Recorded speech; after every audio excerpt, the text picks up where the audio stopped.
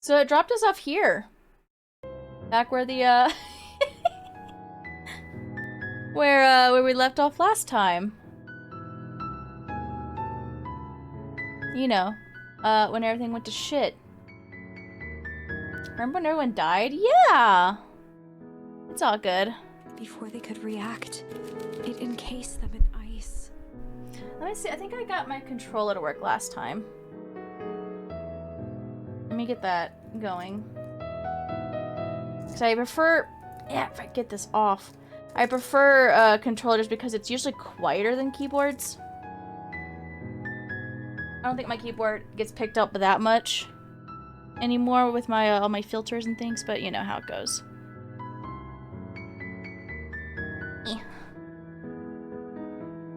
Yeah, alright.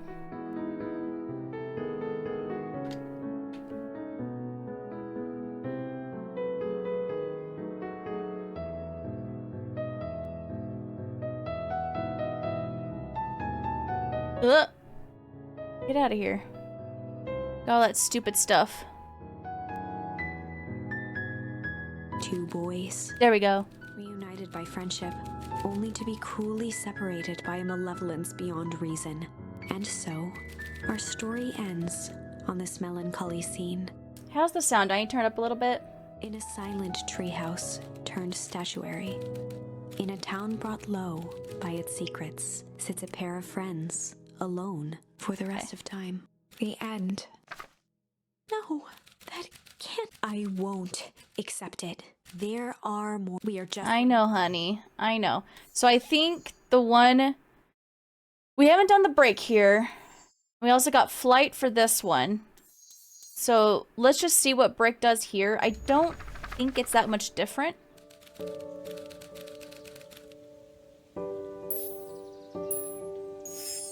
Luca began to respond. But we'll see. The sky Now we got answered two for options. him as the clouds above began to break, revealing patches of star-filled summer night. Moonlight filtered down, shimmering in the treetops. Sure, you can meet Rolo. You're not going home?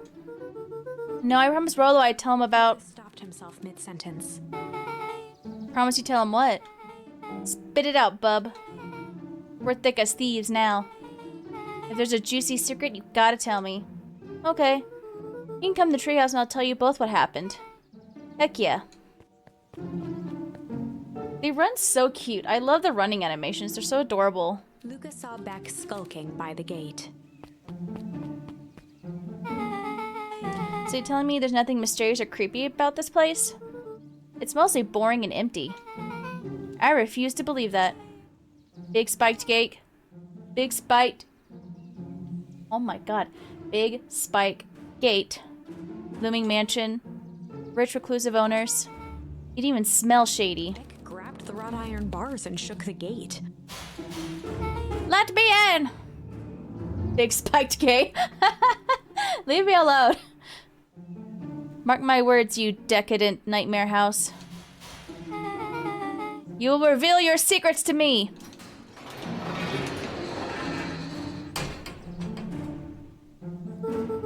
What did you do? First of all, I told you so. Second, hide. That's Harris Valentine. Who's that she's talking to? Shh. I expect you to return that suit in working order. Of course. As long as everything proceeds as planned, there's nothing to worry about. The only thing I'm worried about is what's rightfully mine. If that means making some unsavory alliances, so be it. I couldn't agree more. There comes a time to suspend hostilities. I'll deal with our common threat. Now this is what I'm talking about. Beck's voice was an excited whisper. Proper shady stuff. Someone in a suit like that tried to grab me yesterday. Seriously? Shh. You do understand that when this all inevitably fails, I will deny everything? I wouldn't expect any less of you. You just worry about your part in this and let me handle the rest. I can't wait to see the look on that Rube Kerr's face. Yes, the truth will come to light. Yeah, fuck Kerr. I'm still surprised you're so comfortable with that potential collateral damage. If there's one thing I've learned, it's that change is painful. Wow, I was expecting shady, but that's just flat out supervillain talk. You don't mind me asking, why? Why are you doing all of this? The mysterious figure retracted their mask, hair pushing out from all corners. Got me, mama! Family. A chill ran down Luca's spine. His vision blurred. Beck stifled a sharp wince, and Luca looked down to see himself wrenching her hand. An answer I can certainly respect. Well, we know that Gummy Mama is not the one that grabbed us at the beginning, because that's the old man. Because he goes, shit. Both times that he caught us. Bye, Gummy Mama. Her hair back under the face mask. Her back hair still. Just remember, keep everything nice and normal until the festival. I don't need lessons in rousing suspicion. Gave Eris a curt nod and disappeared into the night. Goodbye, Gummy Mama.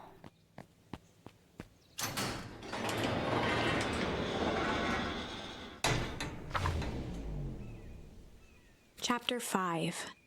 What big ears you have! Lucas sat shivering in the bushes, staring at his feet. After checking to make sure the coast was clear, Beck gave him a gentle tug on his sweater.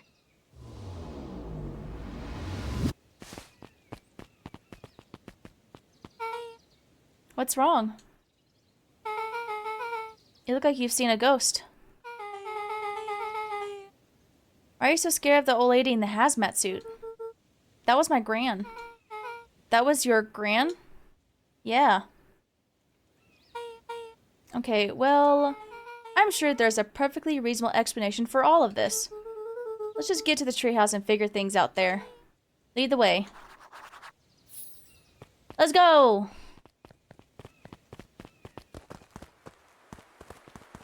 Anybody over here? I can't even go that way.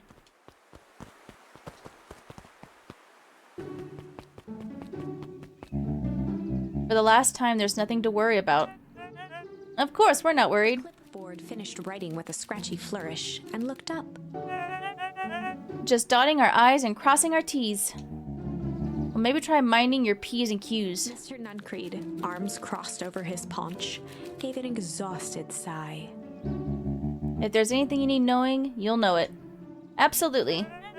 If you'll just sign here, acknowledging everything is accurate, we'll be out of your hair in a flash. Oh, for the love of... He snatched the pad and scribbled his name so hard the pen nearly snapped. There.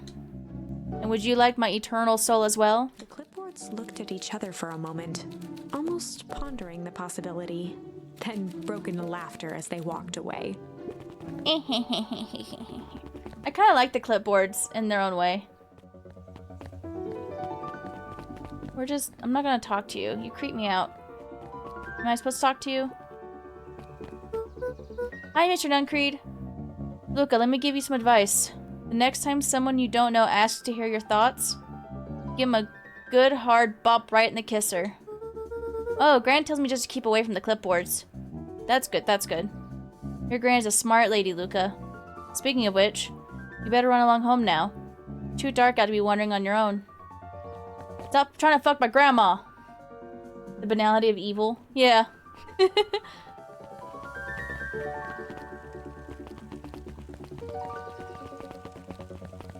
Anything new to say? Yeah. The answer you seek will be revealed to you in due time. The question is, the figure intoned, are you prepared to live with the truth? No. Alright, nothing that way. Another day, another dollar. See you tomorrow, Z. Have you noticed how all the perennial harvest folks order the same drink? Decaf cappuccino with extra foam? Why? I don't know. Just thought it's a little odd. Pretty weird for sure. Well, the customer's always right. See you bright and early tomorrow. I can't wait. The customer's always wrong. They're always wrong. Alright, nothing here.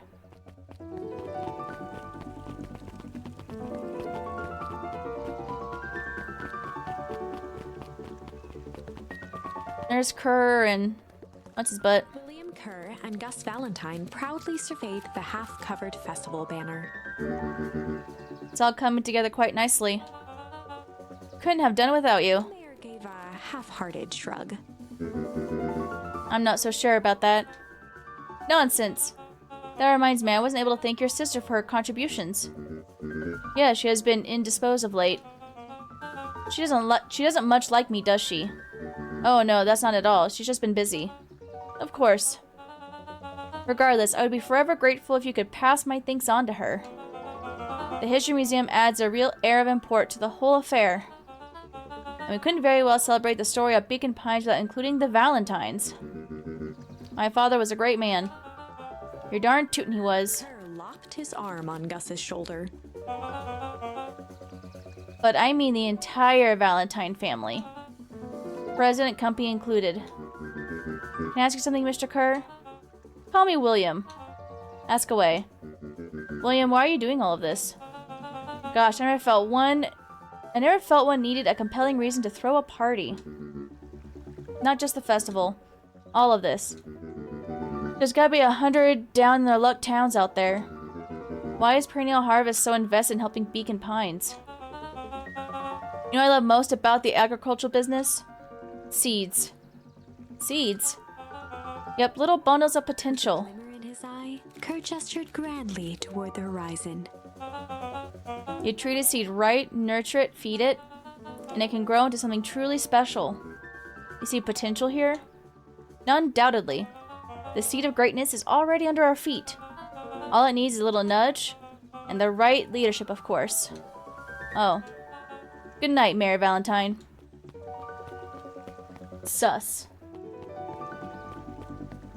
Do I really have to sit here and wait till he leaves? Anyway. Oh, this is nice. Yeah, the trade house is just a little further on from here. So what's your buddy Rollo like? Rollo? He's Rollo. Not particularly helpful. Sorry, I just never thought about it. Lots of energy. He's funny even when he's not trying to be. Things have been tough for his family since the foul harvest. It's about damn time you tell me what this foul harvest thingy is. It's kinda a long story. Hit me with the highlights. Okay. There used to be a fertilizer company here called Valentine's. They were kind of a big deal. Oh, big deal fertilizer. It was a big deal to us. Their stuff really worked. Farmers loved it. So Valentine's grew and grew. Beacon Pines pretty much grew around it. Most everyone in town either worked for Sharper Valentine or used his fertilizer. Things were good. I'm sensing a big but. Around 6 years ago, Sharper Valentine suddenly died. And something changed. Changed how? Could have been a bad batch. Maybe it was in the water or air or soil. Nobody knows. But all the crops died. And everyone blamed the Valentines. The foul harvest. Yeah. Valentine's fertilizer went out of business. Half the town lost their jobs. Sheesh. The next year the crops came back, but something was different. You plant a crop, do everything right, and it's sort of a crapshoot what happens. And no one knows why? Nope. I take it Rollo's farm got the short end of the stick? Yeah, for some reason their farm was hit harder than others. That sucks. Things have gotten better since Perennial Harvest came to town. The Beacon Pines Reborn initiative? Yep, first thing they did was give the town a deep scrub. They even put us up in hotels, one town over for a week, while they decontaminated the groundwater. We better get going. Do I have any more things to fish with? I did. Nope. He kind of looks like a jackalope. I think it's the ears. Bye. Alright, come on. It's about time. I was about to give up and go home. Who's the new kid? Name's Beck. You must be Rollo. I see my reputation precedes me. Welcome to Mission Control. Rollo waggled his head with pride. You'll find we've spared no expense in construction. I've seen worse looking piles of junk. Thanks. Hey, Luca, you know the security concerns we talked about? Yeah. While I was waiting, I made some. Improvements. Let me lock this baby down for a little test infiltration. Can't be too safe these days.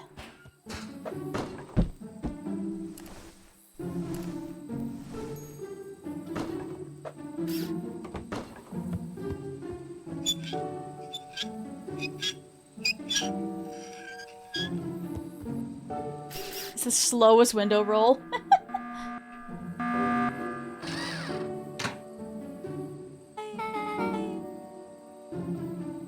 He goes all out, doesn't he? Always. Oh!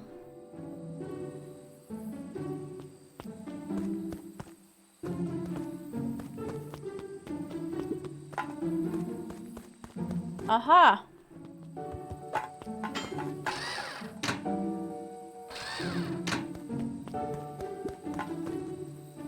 So now when I die, it won't be for nothing? Yeah!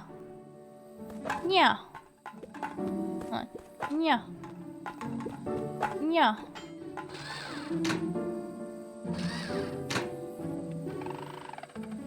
Oh.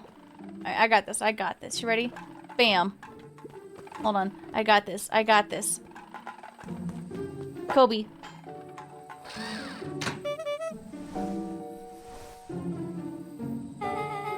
Where'd you guys get all this junk in the first place?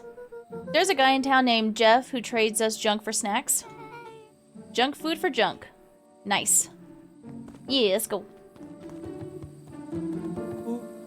So, pretty sweet security, right? It was a magic, I'll give you that. Look, are you sure we can trust the new recruit? I'll vouch for her. Thanks, I guess? Oh, Luca, you promised to fill me in about the Valentine warehouse. Luca sucked in a long breath. So like I said, there was someone there. What were they doing? I don't know, but the place was lit up and active. Maybe they were squatters? I don't think so. It seemed organized. When the man pulled me in, I saw some sort of equipment running. A man pulled you in? Yeah, but I got away. You keep saying it was a man. They were wearing a mask, right? Yeah. Then it could have been a woman. How'd you get away? I grabbed a rock or something and broke their mask. They let go and ran. Dang. That's intense. No wonder you freaked out when you saw your grandma. Yeah, that's the other part. On our way here, Beck and I saw Harris Valentine meeting with Gran, wearing the same sort of hazmat suit. Lolo let out a low whistle. And they went there for idle chit-chat. It was a proper clandestine meetup. So let me get this straight. There's an operation in full swing at the Valentine warehouse. You were almost abducted by a strange man or woman in a protective suit. And then you saw your Gran in the same suit talking to Harris Valentine? Pretty much. I'm gonna think this town is kinda awesome.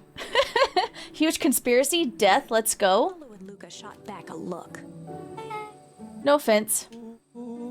And so we can logically conclude aliens or alien zombies have infiltrated the town. Rolo, you're so right. And their leader is your Gran, and she tried to murder you.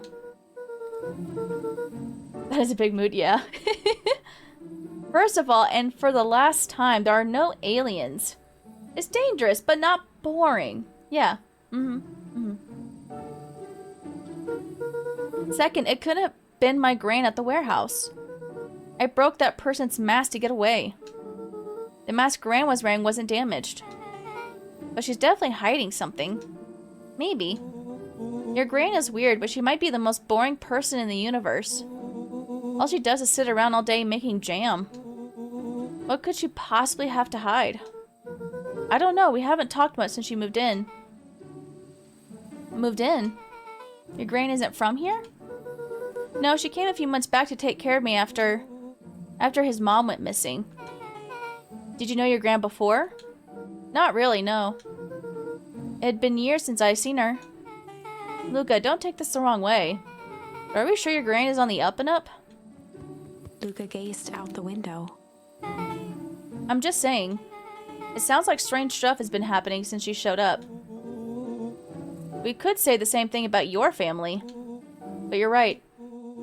Luca, your Gran is hiding something.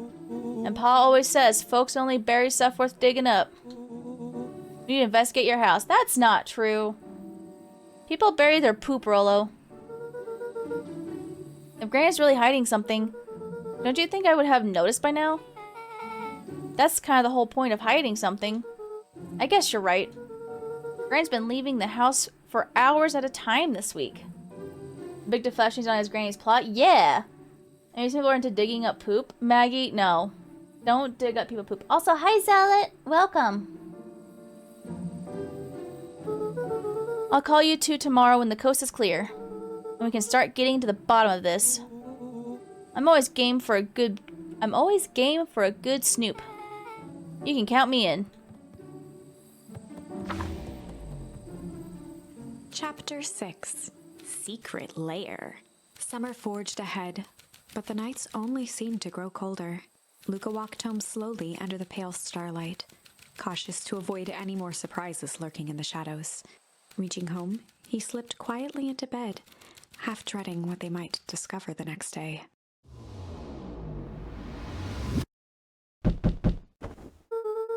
What time is it? You guys don't mean.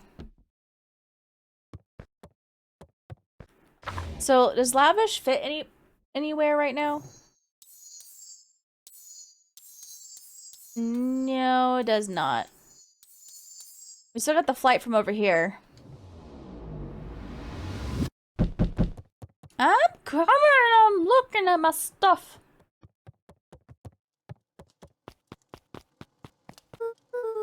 Rolo, what on earth is that? Hmm? That ridiculous thing on your head. Oh, this? It helps me think. You're gonna need a lot more of those. Joke all you want. We'll see who's laughing when I crack this case wide open. The coast is clear. I'm glad that Rolo and Beck are getting along almost like immediately. Yep, whatever she's been up to this week, it's been keeping her busy most of the day. Very well. The game is afoot. Luca and Beck rolled their eyes as Rolo strutted across the room. If I were a Gran, where would I hide my deepest, darkest secrets? Perhaps where you might least expect it. Rolo flung open the cabinet with confidence. Aha! Coughed as a veil of dust hit his face. I think it's safe to assume anything that dusty isn't what we're looking for. Or maybe that's what she wants you to think. Then again, any good detective knows not to trust their first hunch. First hunches are for suckers. Yeah, he's still Maggie coded. Eureka! She's lit a fire in order to burn the evidence. She keeps that fire going every day, Rolo. Drat, it may be already too late. Just think of the mounds of documents lost to ash! Okay. I'm gonna stop you right there. Can we just think for a moment? Luca, is there anywhere Gran doesn't want you to go? Yeah, the closet upstairs. So maybe it stands to reason that we should check there first? No dice, it's locked. Well, well, well. Look who stands to reason now. I have no idea where the key is. If it really is important, then she probably keeps it with her. Anywhere else? She has her berry bushes. Who has ever thought, I'm gonna take this important thing and huck it in a bush? True. Anything else? Maybe something out of the ordinary? Well, she is always worried I'll break her fancy dishware in the kitchen. But it doesn't matter anyway, I can't reach the latch. A look of realization crept onto Luca's face. All three kids snapped to glance at each other, then sprinted in turn toward the kitchen.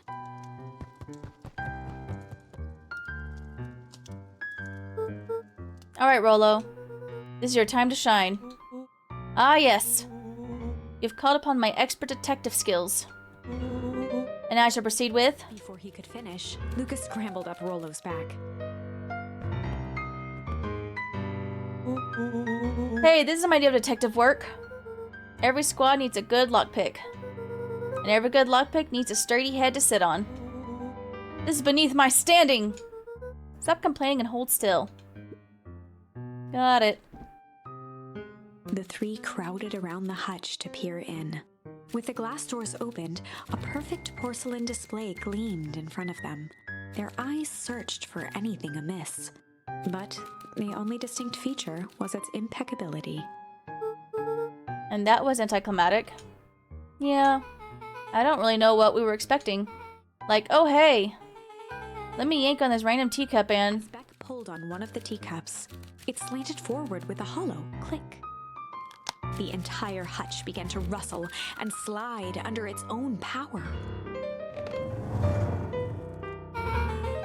Seems like your grain has been doing some remodeling. Dude, only 2 types of people have secret lairs. Evil masterminds and superheroes. So which one do we think she is? We're about to find out. Let's go! She's got a conspiracy board over there. Okay, some more of an unhinged conspiracy vibe. Ah, yes, what I just said. Oh, wow. Yeah, this cannot be good. We need to look around before jumping to conclusions. Get out of my way. Luca jostled each cabinet drawer in turn. Only one was unlocked. He fingered through the filing cabinet, pausing at a bulging folder labeled Walter. For a long moment, he just stared at it. What do you got there? It's my dad. Looks like some of his old medical files. Your dad was a doctor? Luca nodded and caressed the label with his thumb. Well, are you gonna read it? Here, let me help. Rollo swiped the folder from the drawer and began leafing through the pages. He whistled to himself, barely looking at the text. How about you actually read some of it? One sec. Dense documents such as these are a lot like a cheeseburger. It's best to skip straight to the middle. That's where all the meaty bits live. I had no idea we were in the presence of the preeminent scholar in dense documents. And cheeseburgers. By all means, proceed. He stopped at a page and mimed, holding up a monocle. Ah, here we are. Follow-up examination of Terrence Wilby. Patient shows further signs of paleness and malaise. Body temperatures continue to drop. He now describes soreness of muscles and joints. This is similar to the symptoms exhibited by Mrs. Wilby just a few days past. Still waiting on lab results from Joseph. Rollo looked up with heightened surprise. See? Creepy. Yeah, that's kind of disturbing. Who's Joseph? That's Mr. Nuncreed's name. Wait, Rollo's finger traced across the page. there's more scribbled in the margins. Could it be contagious?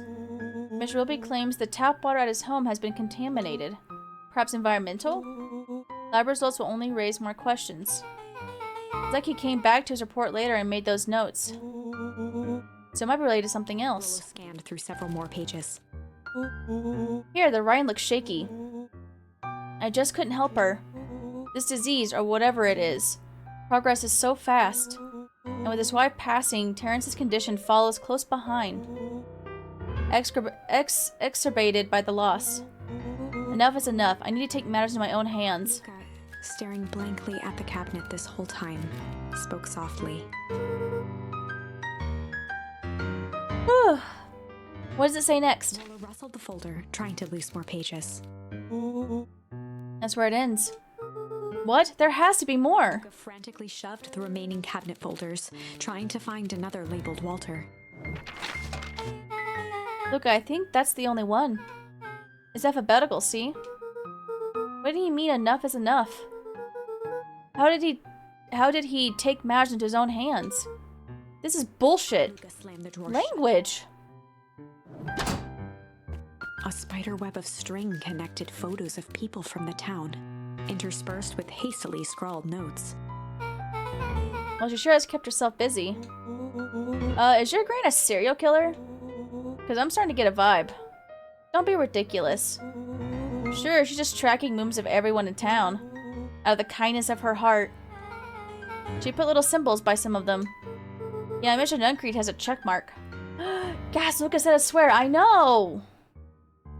On my Christian server, the clipboards are all inside a big circle. Our mom's are both on here. Both with question marks. Gus Valentine has a question mark. Harris has a question mark, but that's been crossed out. Mr. Kerr has a bullseye. The killer has chosen her next victim. We don't know what any of this means. Whatever it means, it's probably not good. Hold on.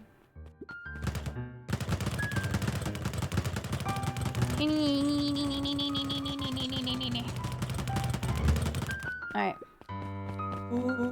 What do we have here? Barrels marked caution, explosive. And jam jars? That's enough jam to feed the whole town. What kind of incendiary jam is your grand making? Is it going to go back through this with full context? Yeah. It is. Oh. She wouldn't have had me walk around town delivering bombs, right? Only one way to find out. Lou casually spun open a lid and dipped his finger in the jam. Huckleberries. He smacked his lips. A hint of brown sugar. And ink? What? Rollo plunged his hand in the jar, fishing out a soggy slip of paper. Aha! Offered the slimy note to Luca and licked his fingers clean. It's addressed to Mrs. Fratelli. A grand jam gram. It says, last night I used the disguise Harris provided to scout the location. The timing window should be possible. Operation Sparkplug is a go. Aw, man, are they doing a heist? Whatever it is, it can't be good. So more a bombshell than a bomb, am I right? You're new here, so I'll let it slide. But I'm the bad joke guy around here. So does the incendiary do anything? Got a lurk? Alright, Maggie, enjoyed the lurk. No, doesn't look like incendiary does anything. They crowded around a worn-down old map of Beacon Pines. Cool, this looks like a treasure map. Not every old map is a treasure map, Rollo. Yeah, but every treasure map is an old map. Can't fault that logic. Look, there's even a pathway drawn on it. It starts at the entrance to town, and if we follow it, Carefully traced the path with his finger.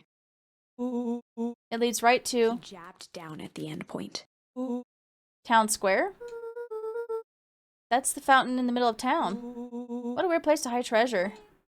Rollo, that doesn't look like treasure to me. The end of that path on that symbol has the end of the path on that map has the same symbol as those explosives over there. So it's not hiding treasure. A real bummer. Rollo, what's that thing you've been excited about for the past month? The festival. Gulp. Did you say gulp? This feels like a gulp kind of situation. Everyone will be gathered near the center of town. She's gonna blow up the festival. Not if we stop her. What was that? Luca looked up from the map. What was that? No, I heard it too. That was the front door. Which means someone just shut the door. Which means someone's upstairs. Shh, quiet. Hit the lights. Beck flicked off the light, and they became statues in the dark. Overhead, creaking floorboards bent under slow, deliberate steps. The kids looked up. Grandma's gonna kill us. Following each footfall.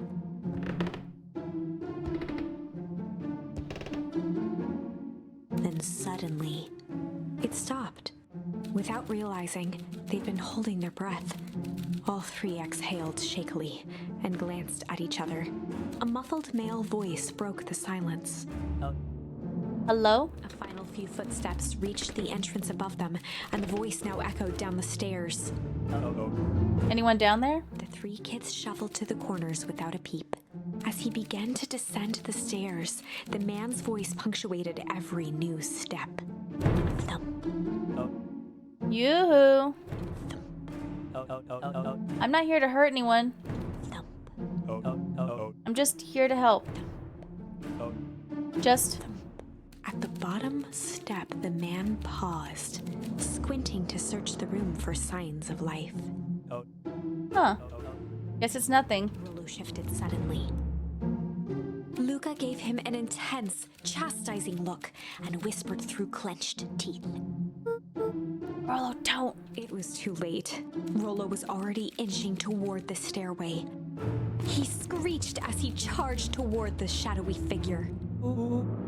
Flaming chicken coop! With all his weight, Rollo tackled the man to the ground. Rollo? Mysterious creepy man? Anyone there? From the dark corner, they saw something move. Well, I didn't know if I had it in me. But there was only way to find out. Holy crap, Rollo, that was awesome. Wait, did you just kill that person? Luca scrambled to the hunched figure on the ground. Oh, goodness.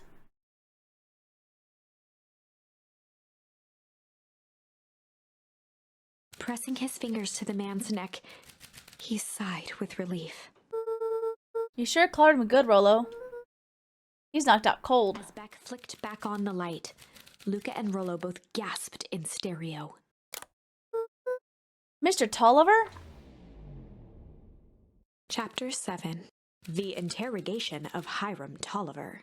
Still unconscious, Mr. Tolliver slumped heavily in a shoddy old chair. His hands were bound with rope, his feet tied with some loose string. The kids huddled in a circle, discussing their plan. One thing was certain, they couldn't just let Mr. Tolliver go. They needed to know what he was doing in Luca's house. After some deliberation, it was decided. Kill him. They run the classic good cop... hard cop? They'd run the classic good cop, hard cop interrogation. Rollo brandished a steely gaze. I've got this. Read about it 100 times. Rollo swaggered past the chair which propped up the slumping Hiram Tolliver. Without even looking at his captive, he began with a long, blustery drawl. Well, well, well, Mr. Tolliver. Mr. Tolliver remained motionless. Rollo spun around to face him. He'd clearly expected to rouse Mr. Tolliver with his booming voice. Slap him. Mr. Tolliver? Beck and Luca gave each other an unsure glance. Rollo slammed his fist on the table. I said, Mr. Tolliver! He grabbed the table lamp and beamed it onto the unconscious face. Mr. Tolliver groaned and slowly lifted his head. He recoiled with a muddled, weary squint. What in the world? The chair wobbled as he attempted to straighten up. Who? Who's there? Mr. Tolliver could only make out rough shapes through the glaring light. With a gruff tone, Rollo hoped to both conceal his voice and intimidate. I'll be asking the questions around here, punk. Now hold on, let's just calm down. Oh, I am calm. Calm as a carrot in dirt. As for you, looks like you're sweating. The doubtful expression on Beck and Luca's faces transformed into awe. We can do this my way, or let's just say I never needed another way. Rollo, hitting his stride, was now channeling every detective trope his memory could recall. He slammed the table again. Now dance! What? I don't even... Mr. Tolliver's voice became desperate. He was nearly in tears. You've tied me down. How on earth can I dance? Dance with your mouth, punk. Spill the beans. What are you doing here poking around this house? I'm here to help Juniper. To make sure everything's ready. Oh, so you're in cahoots with Gran? Gran? Mr. Tolliver was in a daze, now more confused than ever. Gonna help her blow up the festival, eh? Blow up the festival? Good lord. Shook his head, feeling more and more dizzy. No, you've got it all wrong. Where is she now? She's headed to the source. Source? Where's the source? It's where His voice faded to a whisper. the town began. Where it all began. What is Operation Sparkplug? With that, Mr. Tolliver passed out cold. Rollo swung around with a repentant grimace. Damn, Rollo. I think you went a little too hard on him. What did he say about the source? It's where the town began? We need more information. Yeah, but we better not push Mr. Tolliver any farther.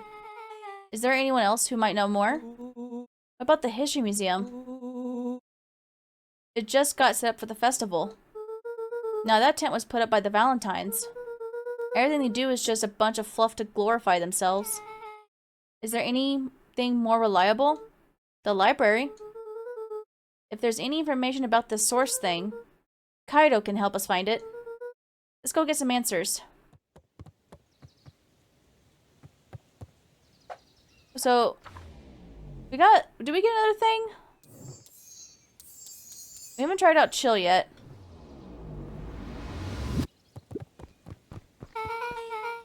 This is a dang nice library. Thanks, we work hard on it. Aren't you a little too adorable to be a librarian? Aw. Oh, Kaido hung out here so much, eventually they just gave him a set of keys. I used to keep an eye on the place for Mrs. Novak sometimes. They got you working for free? It's quiet and I get access to all the books I can read. What more could a person want? Fair enough. What can I do for you all? We need a favor. I already told you and Rollo. I can't put you any higher on the wait list for the next Hank Atomic. And if you're here with more candy, I'll have you know I can't be bought. Call it a personal code of conscience. I'm actually really going to do some research. Now you're speaking my language. What are you looking for? That's the thing, we sort of don't know. What do you got on the history of the town? There's the county record archives. What's in those? Births, deaths, newspaper clippings, stuff like that. Pretty boring reading. But they do go all the way back to when the town was founded. Great, we'll start there. Chapter 8. 6 feet under, 3 towns over. The kids spent the rest of the afternoon combing through dusty piles of old county records, desperately searching for anything that could help them make sense of Mr. Tolliver's cryptic utterance. Luca tried to shake the thought of Gran's basement, but his focus wavered. Explosives, messages hidden in jam, dossiers on various town figures, and a corkboard threaded with photos. Gran was the only family he had left. He still couldn't bring himself to believe the worst. But the old map with the symbol of explosives in town square made that difficult. As the sun began to set, the kids were no closer to the truth. If I have to read any more records, my eyeballs are gonna pop. I have to keep digging. If I dig another word, I'm gonna end up in one of those asinine death records. Rollo Cotter lived a full and wonderful life until he read so much boring crud that his brain oozed out of his ears. Rollo shut his book with an assertive nod. You got a better idea, spit it out. You sound like my sister. Keep pushing your luck, pal. And it won't be boring county records that kill you. I'll put you in the obituaries myself. Rollo muttered under his breath. You're a county record. Really? That's the best you've got? When I'm done with you, you'll be the footnote in history. Just like... Slammed her finger down on the open page before glancing down to read. J. Hartford here. I'd love to see you try. Hey. We're all a little tired here. Let's just take a minute and... Something tickled the back of Luca's mind. Wait, was that name... What was that name, Beck? In the obit? J. Hartford. From the Brookfield Tribune 8 years ago. That can't be right. What is it? J. Hartford. That's my grand's name. Juniper Hartford. Maybe there are 2 J. Hartfords? Mrs. Hartford is survived by her young daughter, E. Hartford. My mom's name is Eleanor. Okay, this is getting creepy. Your gran is 6 feet under, 3 towns over. Then who am I living with? The question hung in the air. Alright, gang, I gotta close up for the night. Beck rubbed her eyes. How late is it? Almost 10. Aw, crap, Paul's gonna kill me. I gotta go. Yeah, my parents would be worried sick. Let's meet up as early as we can at the festival tomorrow. What are you gonna do about the unconscious man in your basement? I'll think of something. Luca's heart was pounding as he approached the house. If he was lucky, Gran, or whoever it was, hadn't gotten back yet. And of course, there was Mr. Tolliver tied up and unconscious in the basement. Yeah, he's Dealing fine. with him would be the first order of business. Luca shook out his arms to calm his nerves before entering. Kill him.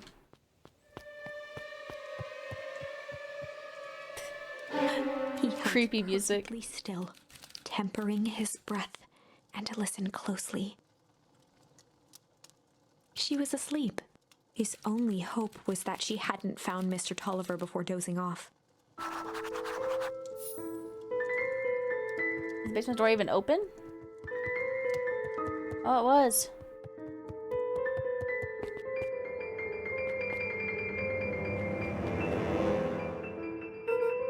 Oh no. Mr. Tolliver was nowhere to be seen. Maybe he woke up, escaped from his bindings, and left without a trace. Maybe Gran knew everything. What do I do? Luca's hungry stomach groaned. Not realizing it, he'd gone the entire day without eating. Oh, I can figure this out. Just need a little brain food. Luca rushed over to the pile of jam jars, unscrewed one, and shoveled a handful into his mouth. That's not food. I'm afraid your jam delivery will be delayed. Flipped the lid to read the label. Mr. Nuncreed, hehe. Okay, now I can think. So if Gran knows we tied up Mr. Tolliver, I'm screwed. She doesn't know that I need to play it cool. I guess the only option is to go to bed and act as if nothing is wrong. Gran will think Mr. Tolliver finished what he was sent to do and left when he was done. Sneaky, sneaky, sneaky, sneaky. Ah! She's... Gran? Okay, stick to the plan. Go to bed, play it cool. As Luca climbed the final stair, the emotion of the day dragged heavily on him. With each consecutive step, his legs weakened. His stride began to falter. He tried to grab for the railing to steady himself. Something was wrong. Oh, was the jam poisoned? Come on, legs. Just a few more steps. Luca groaned and tried to move. His limbs might as well have been bolted to the ground. Through numb lips, he mumbled just before falling asleep. The germ? Yep, the jam was poisoned. Sweet boy. What did you get yourself into?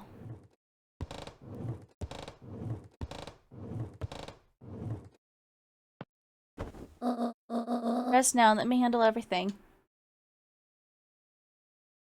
She just threw us face down on the bed. Chapter 9. A speech to end all speeches. Luca awoke to find himself face down in bed. He moaned into his pillow. Why would Gran drug him? Or rather, why was she trying to drug Mr. Nuncreed? He's a creep. Questions from his woozy head, Luca snapped back to the matter at hand. The festival. To adventure. Tiny little legs. Green? Why is that door still open?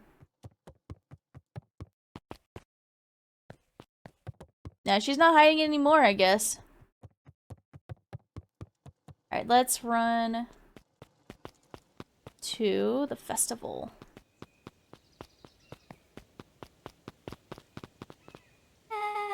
Where have you been? Gran put something in the jam. Yeah, we know. A secret measure for secret conspirators. Not this one. The one intended for Mr. Nuncreed. Put me to sleep. Whoa, whoa, whoa. Sly devil. Oh. I think she's trying to remove him from the equation. He might be in danger. Have you found anything? It's fine. He's a creep. We looked around but haven't seen anything odd. Your Gran is nowhere to be found. But Mr. Nuncreed is just loafing around waiting for the speech. What speech? Mayor Gus just got up to the podium. Everyone's gathering at the stage. Let's get moving.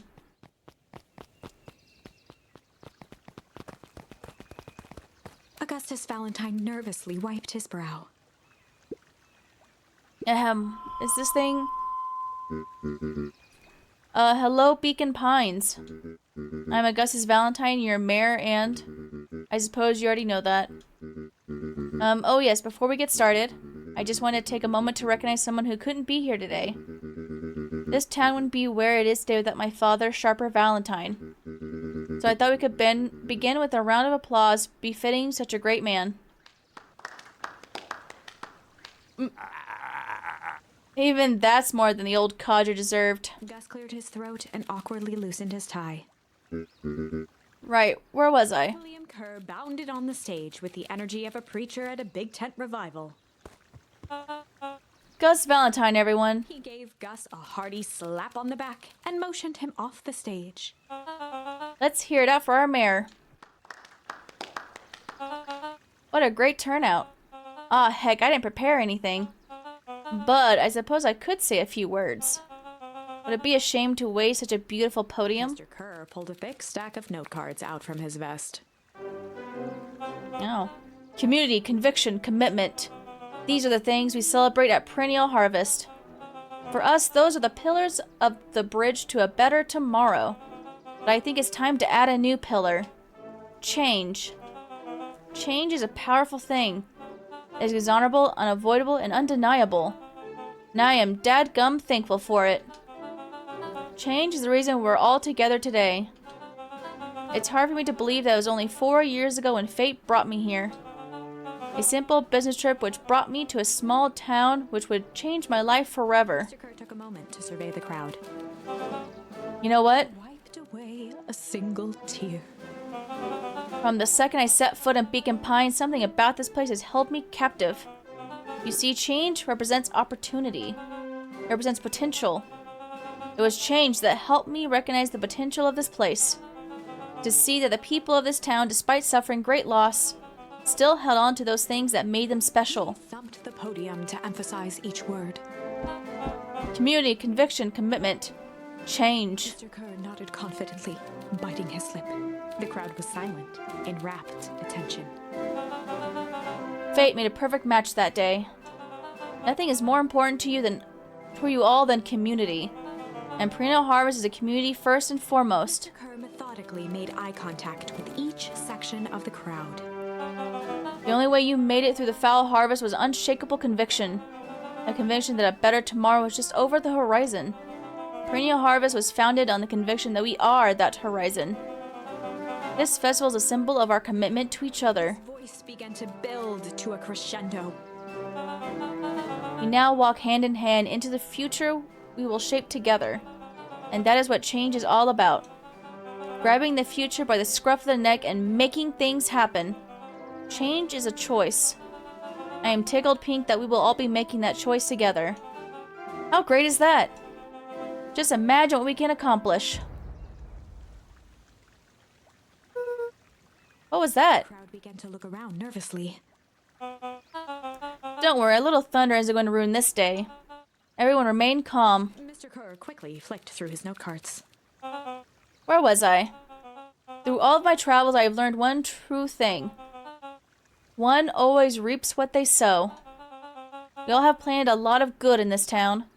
And so it is with a happy heart that I can proclaim, He raised his hands up to the heavens. our harvest awaits. And then we all froze. Whoops.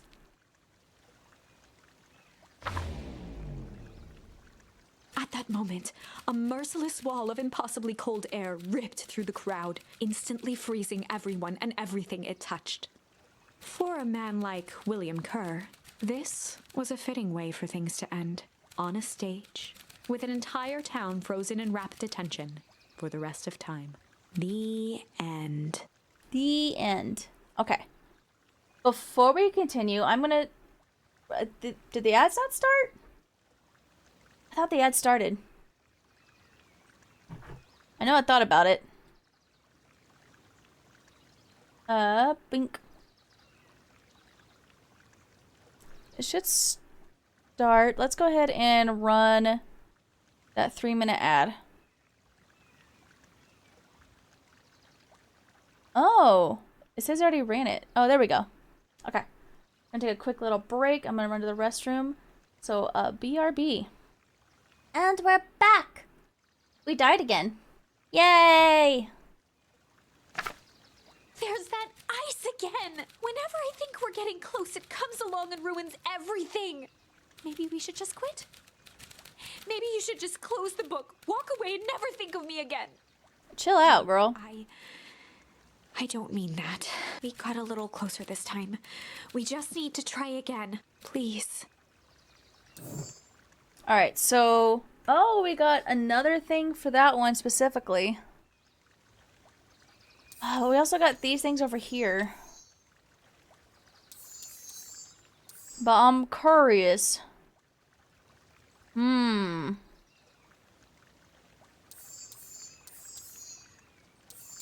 Yeah, let's go back here.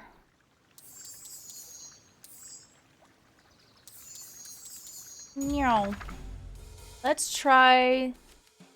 I think slide is probably what it is, but let's see what chill does. They'd run the classic good cop, chill cop interrogation. Oh, I just gotta play it cool. Luca walked calmly to the light switch, flicking it off and on a few times. Mr. Tolliver shook his head, gathering his wits. Golly, I sure got my bell rung. He looked over to find Luca, who returned a calming grin. Sorry, Mr. Tolliver. That was all a big mistake. Luca, what's going on here? Why do you have me strapped down? No one's fault, really. Rollo just got a little startled.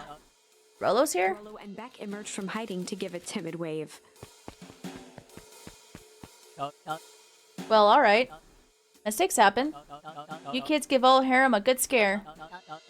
Let's just get me out of these ropes and call it even. Luca glanced over to Rollo and Beck, who replied with skeptical looks. Mr. Tolliver, why are you in my grand's basement? I'm here to help, of course. Help with what? What's my gran up to? You'll just cut me loose, I can show you. How do I know we can trust you? Mr. Tolliver exhaled with disappointment. Luca, have I ever done wrong by you? No. And since your gran moved to town, had I been nothing but welcoming? Yeah. So why would I turn my back on your family now? It's just, all this stuff seems pretty weird. A board with names of people from town, an archive of my dad's old disturbing patient notes, Luca gestured to the corner. barrels of explosives. I can explain everything. You just need to untie me. You kids deserve an explanation. Luca looked again to Rollo and Beck. This time they shrugged. Luca began to slowly loosen the bindings. Mr. Tolliver gently rubbed his wrists. That's a good lad. This'll all make sense in time. He edged imperceptibly toward the stairs as he spoke. You see, this town has secrets, Luca. A very dark past indeed. Before the kids had even noticed his movement, Mr. Tolliver was at the light switch. A past that might be brought to... Punctuated his final words by flicking the switch and rushing up the stairs. Light. What an asshole. Son of a... To the wall and turned back on the lights. It was too late. Rollo confirmed what they all heard. He just locked us down here. Mr. Tolliver's muffled voice came from behind the door. I wasn't lying, you know. This is for your own good. You kids just keep tight down there, and let the adults handle this. They looked bewildered at each other. Play it cool, huh? Not now, Beck. They heard the staccato thump of quick steps exiting the house. The kids looked down in resignation. This isn't how it goes in Hank Atomic.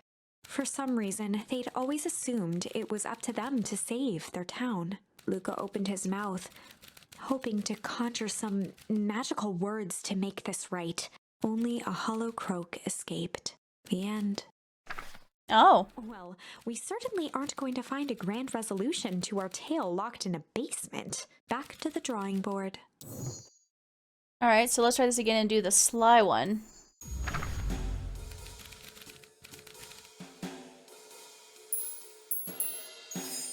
They'd run the classic good cop, sly cop interrogation. This is what Beck interrogates him? Luca and Rollo ducked behind Yep. the barrel, leaving Beck to her task.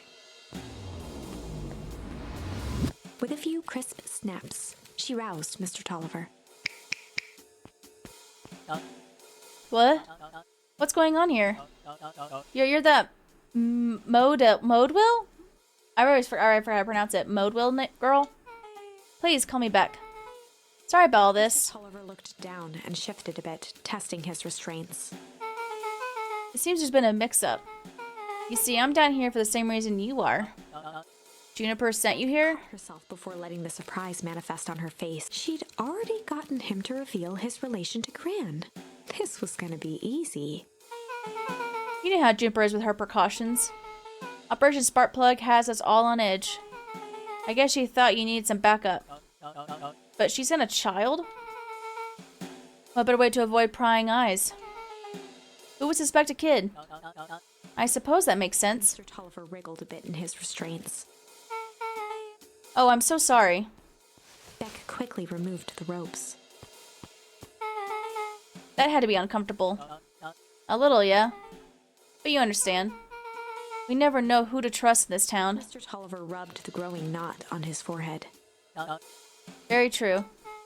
So it turns out we're both here too. Twirled her hand, as if to prompt Mr. Tolliver to finish her thought. Destroy the evidence. Beck shook her head and clicked her tongue. Yep, the old gal is nothing if not thorough. Mr. Tolliver let out an amused huff in agreement. She sure is.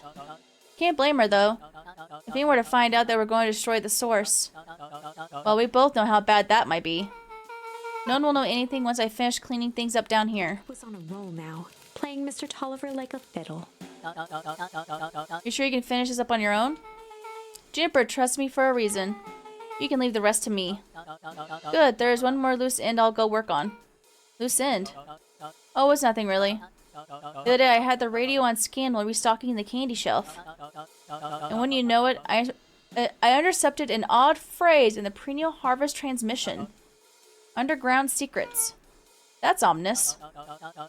I think it might be a password, but Juniper dismissed it. Said it wasn't mission critical. What's the password for? We don't know. So we have a password and nowhere to put it? Well, it's gotta mean something, right? Good thinking. You should probably go work that out. I've got this under control. That's a relief. Between you and me, this basement gives me the willies. Mr. Tolliver, you're an idiot. Mr. Tolliver hesitated and turned to Beck with a puzzled look. She grinned and gave him a peppy wave. With a shrug, he continued up the stairs, whistling a jaunty tune. You guys catch that? Sure did. This whole time Mr. Tolliver's had a candy shelf, but all he ever sells is apples? Yes, Rollo, that's the point. Beck blinked slowly in disappointment. The password, Rollo. Well, sure, but once things are back to normal, I'll be having a word with Mr. Tolliver about that candy shelf. Fine, in the meantime, I've got an idea. She turned to the table and began tearing small scraps of paper. He said he heard a password on the radio. Any good spy transmissions is never what it seems. Beck marked each scrap of paper and leaned back. We just need to find the hidden meeting. Okay. What's another word for underground? Buried? Covered? Could it be a cover-up? Maybe it's one of those each letter is a number thingies. So you would be 21. N would be 14. D would be... Oh! That's an anagram. Nuncreed's drugstore. Luca and Beck looked at Rollo with amazement. Rollo, that was incredible. Well, it's either that or Crin's nude rug store. Yeah, I think you're right the first time. How did you do that? What can I say? I love ciphers. Well, I guess we know where to go next. It is dark, though.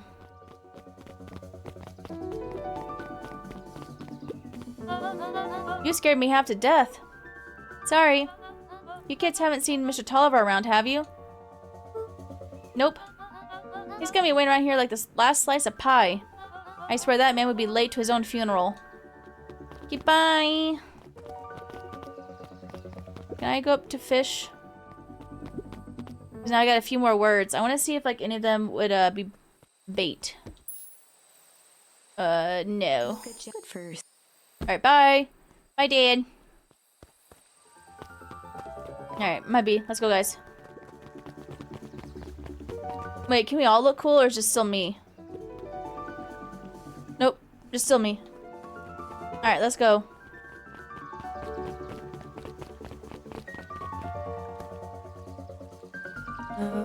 You're late, Augustus. Sorry, sister. Was caught up with work. Work? You? I had a few more details to lock down for the festival. Oh, what do you have to report? What is this insipid town festival really about? I think Looked around nervously. Mr. Kerr really does just want to do something good for the town. He's actually a pretty nice guy. You should spend time with him. I didn't pull strings installing you as mayor so you could make friends. Your job is to help me figure out what Kerr and Perennial Harvest's true intentions are with this town. We have a responsibility. This is our father's town. Was. Excuse me? This was our father's town. Hi, Maggie. Welcome back. He's gone, Harris, and he isn't coming back. Father left us with nothing but problems. Mr. Kerr came here and offered to help us. We accepted that help. We didn't agree to them turning Father's warehouse into a toxic dumping ground. This is just a temporary arrangement. The glow can be seen from our damned backyard. They are dumping their nasty little secrets on us. When all this inevitably goes wrong, who do you think will be blamed? This cry hung in the air. We have a new choice to make now, sister. This town is going to change whether we like it or not. We are going to choose to be a part of that future, or be forgotten in the past. It's a shame. Father named you Augustus. You'll always just be a Gus. Good night, Harris. I'll see you at breakfast tomorrow. Damn, she's a bitch. Still would. It's getting late, children. Mind your business. There's a fly in my office and it's bothering me. Alright, let's go talk to Alligator Lady. Knowledge, he spat with a sneer. There exists a gulf between knowing something and being able to do a damn thing about it. Humph. I do hate it when the villain makes a good point. Anything down here? Nope. Mood, there's a moth in mine, I can't get it. Yeah, mine's like a little, like, it's not quite a fly, it's like more like maybe like a gnat, and it keeps like flying in my field of vision.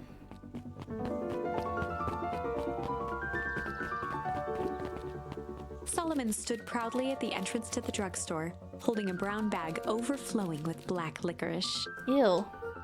Hey, Solomon. We're looking for Mr. Nuncreed. Is he still in there? I'm afraid not. Then where'd you get that candy from? You might say we have an arrangement. Solomon shoveled a surprising amount of licorice into his mouth. Sometimes it's small pleasures in life. Though we might not always have family to rely on, licorice has never let me down. Well, I can't say licorice would be my first choice. But whatever floats your boat. You can tell a lot about a person by their choice of confection. Oh yeah, I guess. I like sour gobs. I'm certain you do. I always wondered why Mr. Nuncreed kept licorice in stock. You must eat enough of it to make it worthwhile. There are many ways to earn loyalty. For some, it's as easy as cold hard cash. Alright, weirdo.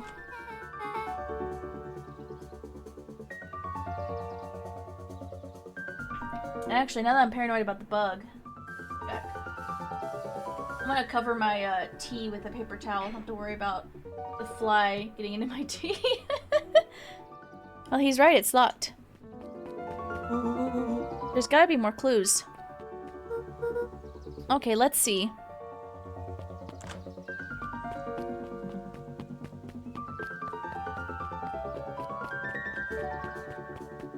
Have you ever seen anyone actually use this thing? Besides Mr. Nuncreed? No.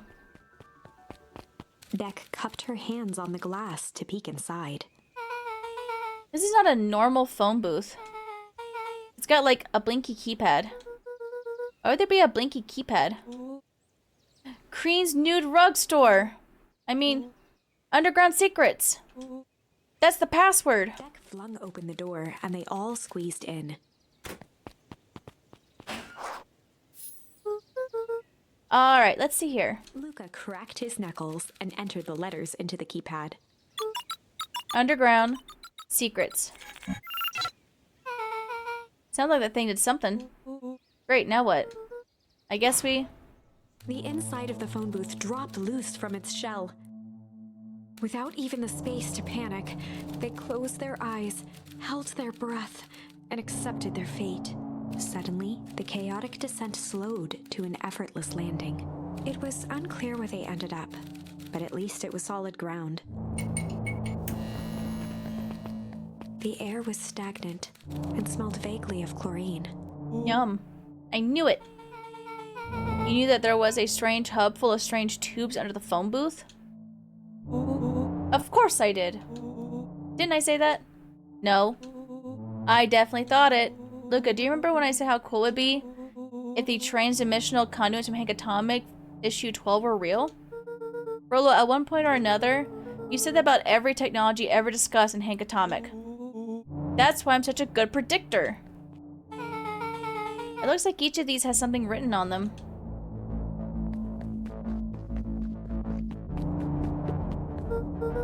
This suit has a broken mask.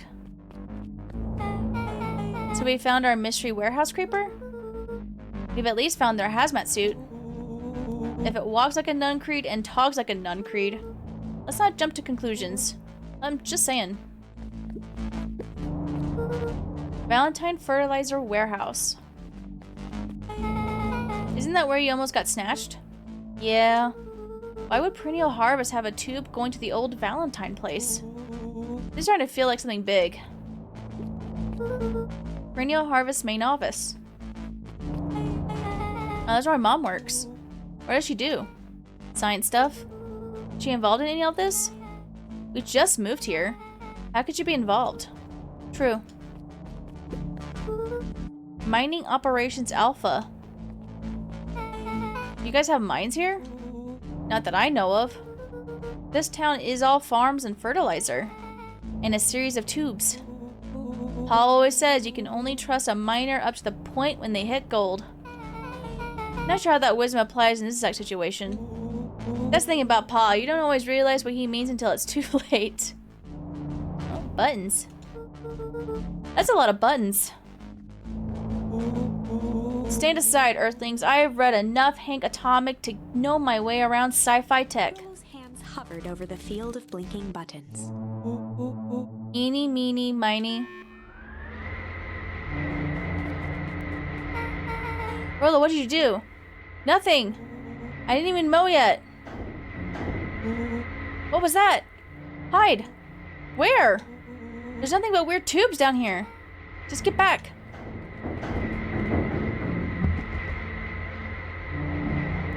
Shit. Shit. Shit. Awesome. You all need to come with me now. We're not going anywhere with you. Not until we get some answers. Mr. Underground Secrets. I told them it was an absurd password. Awesome! Yeah, Rolo is you, Maggie. I don't know what to tell you. That's you. They love anything that makes them feel clever. They who? That's no matter. If I can keep you hidden until after the festival, I might be able to save your skins. We don't care about our skins. Well, hold on now. I like my skin. This all stops now, Nuncreed. Joseph waited for a moment in silence. You sound just like him. Who? Walt. You don't get to talk about my dad. You know, your father and I were friends back before. He gestured toward the strange tubes. All of this. That's a lie. It's true, I used to bounce you on my knee. What happened? Same thing that always happens. Reality, complications, life. We were a team, Walt and I. An idealistic doctor and bright-eyed pharmacist. Both hell-bent on helping folks. So you were his sidekick? No. We were partners. He helped the patients and I helped him. Yup, total sidekick. Creed let out a growl of a sigh. Luca, I need you to know this. I need someone to know this. One day, Sharper Valentine comes to us. Says he's got an opportunity. He'd found something he didn't quite understand. And he was willing to pay us both handsomely to help him understand it. And my dad said no. Your father and I both believed in helping people. But the thing I could never get him to understand was, it's a lot easier to help others if you help yourself now and then. Classic sidekick into villain plotline. Walt loved being righteous, almost more than he loved his family. He was wrong about one thing, though. When he begged me not to take Valentine's offer, he said, Joseph, if a person says yes one time to Sharper Valentine, he'll make sure to keep on saying yes to him until the day he's dead and gone. He shook his head wistfully. Sharper's long gone, but he still got me saying yes. Is there a point to this sub-story? Not really, no. Just an old man trying to delay what needs doing. Nuncreed took a menacing step towards the children. I try to keep you safe. I try to keep you and Juniper out of this. But you forced my hand. Luca began to laugh. What? You really don't know? My gran isn't out of this. She's been scheming right under your nose. Juniper? Seems like she's planning on crashing the town's party. She's gonna disrupt the festival? Why would she? Color drained from Nuncreed's face. How does she know? Apparently she knows a lot of things. What? Let's just say this isn't the only underground lair we busted into today. And honestly, hers is way cooler. She's got maps and explosives and bad intentions, big man. Nuncreed grabbed Luca by the shoulders. His eyes were frantic. You need to tell me what she's going to do right now. She doesn't understand what it is she's messing with. Tell me now. She's in danger, boy. I don't know. She had a map with a mark on the fountain in town square. The fountain, but why would... A jolt of realization struck Mr. Nuncreed. She knows about the source? What the heck is the source? If she tries to destroy the source, it could catalyze and... Dear God, she's gonna freeze us all.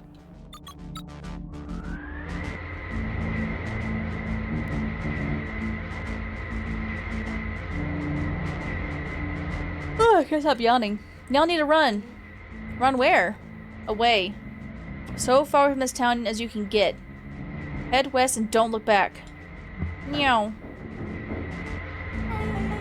That did not go how I expected. So, we're totally following him, right? Totally. See you on the other side. You good? Yep. I love this town. That sounds like it hurt, yeah. Chapter 8. The cold, hard truth. Beck leapt up, allowing the suction to yank her into the dark. Dimness eclipsed around her like the shutter of a camera as she seemed to cover great distance in mere moments. Her only points of reference were glints of upcoming turns, which approached with frightening speed, only to carom her gracefully along. She heard the tinny, distant echoes of Rollo's glee. Once she stopped fighting against it, the ride was impossibly smooth. Then, all of a sudden, as if minutes had passed in an instant, light blazed into view. A burst of wintry air snuffed across her face, and she was flung out into the cold.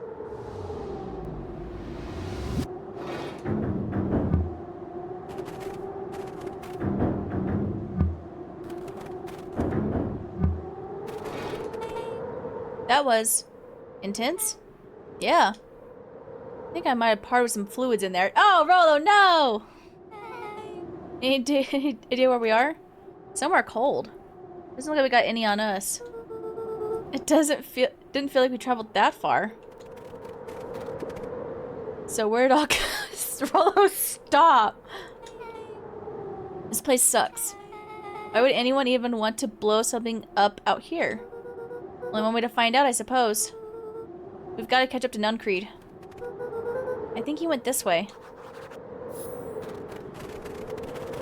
I think there's also a path up here. Oh, can't look at anything yet. This is the old house. This looks familiar, yeah. Maybe we can clear off the snow. No time, Nuncreed's getting away.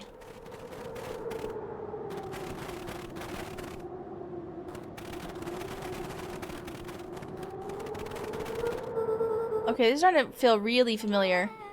I might be the most well-versed in all things Beacon Pines, but this does look like some sort of frozen replica of town. Ah, I got it. It's so obvious now. Mr. Nuncreed is an alien. Rolo, stick with me here. His species can only live in sub-zero temperatures. Oh boy, here we go. The source is their base camp dimension, so naturally they keep it cold. We found it by traveling through those metallic wormholes back there. The final objective, kill us all and shapeshift into a Beacon Pine citizen of their choosing. You never really had me, but you very much lost me there. You get used to it, we should keep moving.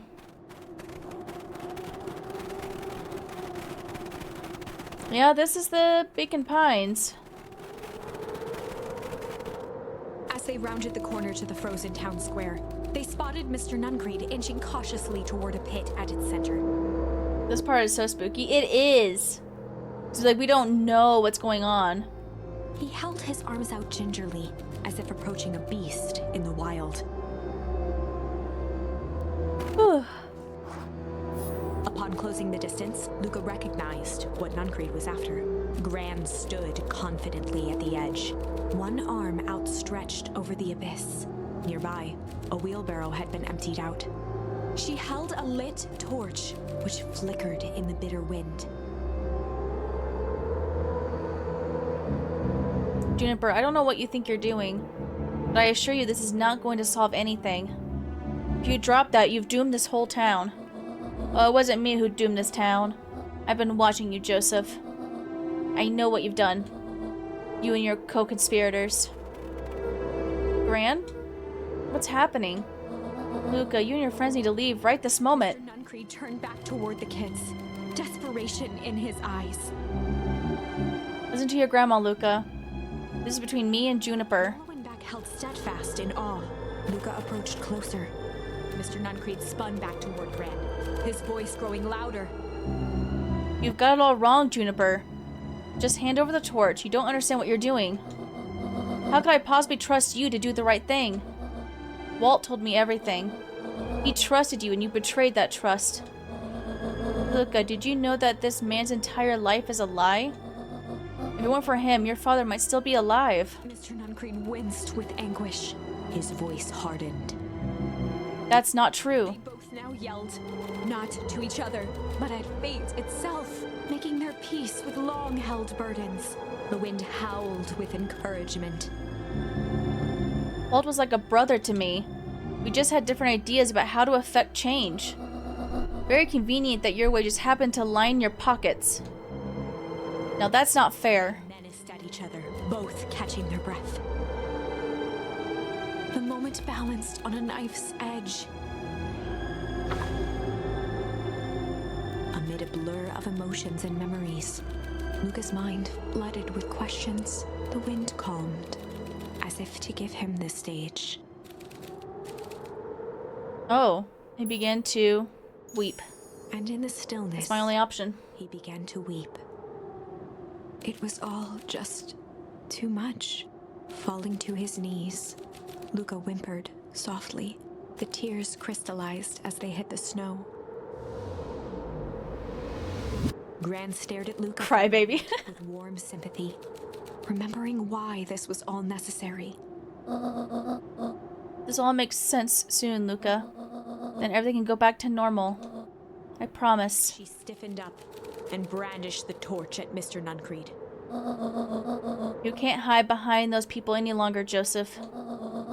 Once their precious source is destroyed, we'll see where their loyalties fall. Juniper, don't. Ignoring his final plea, Gran flung the torch into the deep darkness. She smiled and exhaled in relief. Mr. Nuncreed moaned in resignation. The torch echoed as it ricocheted down the hole, punctuated with a thunderous thud. You see, Joseph, I learned one very important lesson in life. If you want things to change, then you must be willing to. Before Gran could finish, the ground shook her to silence.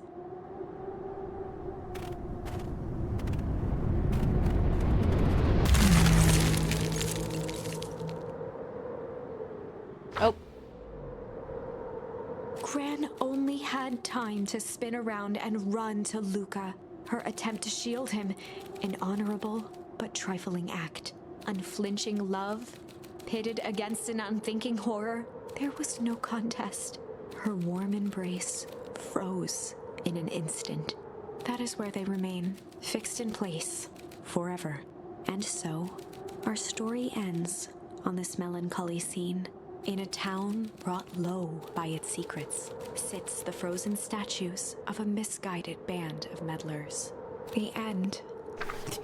Well, that was dire. On the bright side, we finally figured out where all the ice is coming from. Now, we just need to find a way to deal with a mystic, unfathomable force of nature. I think it's really funny that like what if the story did end on one of these endings that's tragic? It's like, all right, the end, and then like that is it, that actually the end. That'd be so bad. Drink some of my tea. We died again. Oopsie doodles. Alright, so we did everything we can on these branches, but now we need to go back here. German bedtime stories usually don't have a happy end. Hey, Lane, that is true. Alright, back at the treehouse where that one kid, his face is all messed up. Luca, Dreamstone decided to take the only option they had left. Flight.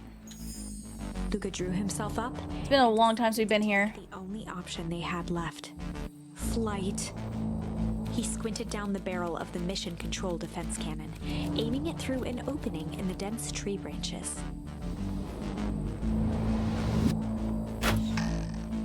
He looked up with surprise as it struck true and taut. Dice, you are the coolest schooling. Congratulations. Wow, I can't believe that worked. Hey, Mr. Kerr. We'd love to hear your thoughts. I'm afraid we have places to be. Come on, Iggy. See ya, jerks. Yeah, Iggy's got splashed with that toxic waste and is like half mutated. Fine, we know where that leads them. This way, we'll take the tunnels. Luca and Iggy winced as they sprinted through the thicket. The branches clawed at them, reluctant to give passage. After what felt like a marathon, Luca stopped in his tracks as they reached the clearing. What the? You missed so much. We died again. We died like 3 more times. You know how it goes. What's cooking, Ray Mage and Undead? We're good. We're good. I'm a little eepy, but we're good. That was all he was able to say before Iggy slammed into his back. The boys tumbled down a steep decline and crashed with a wheezing thud on a surface as hard as ice. In fact, it was ice. Chapter 5. Signs. They stood silently, catching their breath. The sky was like sapphire. With each breath, a plume of steam escaped from Luca's lungs. Let's keep moving. Luca pulled Iggy to his feet as they gazed across a snowy terrain. That was actually pretty badass. Uh-huh. I think we lost him. Are we up in the mountains? I don't think so. If anything, we went downhill. Then what's up with the Winter Wonderland? All I know is there's no going back the way we came. Let's see if we can get our bearings. Follow me. Come on, Iggy. You freak of nature. Luca, are you there? Luca had almost forgotten the walkie-talkie he was carrying. Oh, 'cause on this plot line, on this side, this is where Rollo's missing. It's that bozo Kerr. I hope nothing bad has happened to you out in those woods. Luca looked at Iggy with hesitation. No need to be rude. A resigned sigh, Luca responded. It seems like the only dangerous thing in the woods is you. He speaks, the young man of the hour. Now, how in tarnation did you end up with one of our radios? Just lucky, I guess. Boy, howdy, you Van Horns are full of surprises, aren't you? You knew my parents? I never had the honor of meeting your father, but your mom sure was a handful. Luca winced, shoving the walkie-talkie back into his pocket. We gotta keep moving. Because I'm pretty sure this is the dad's grave. And this is where our house was. You can see where it used to be. What's the readout? Sitting just above 258 Kelvin. What is that in freedom units? That's down a bit from last time. Should we report to Mr. Kerr? Man, still within safe ranges. It may be spreading, but it's under control for now. Even a small nudge in equilibrium could cause a cascade. Dude, relax. Just a few more sites to hit before we can punch out. Let's get this over with.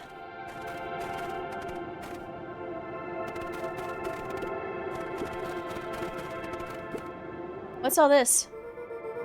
Hard to say with all the snow. I think it's a town sign. I can almost make out the letters under there. What town could this even be? There couldn't be another town this deep into Weepwood. I'm looking at evidence to the contrary. Let's figure out what we're dealing with here. Step 1, snow's gotta go. I'll see what I can do.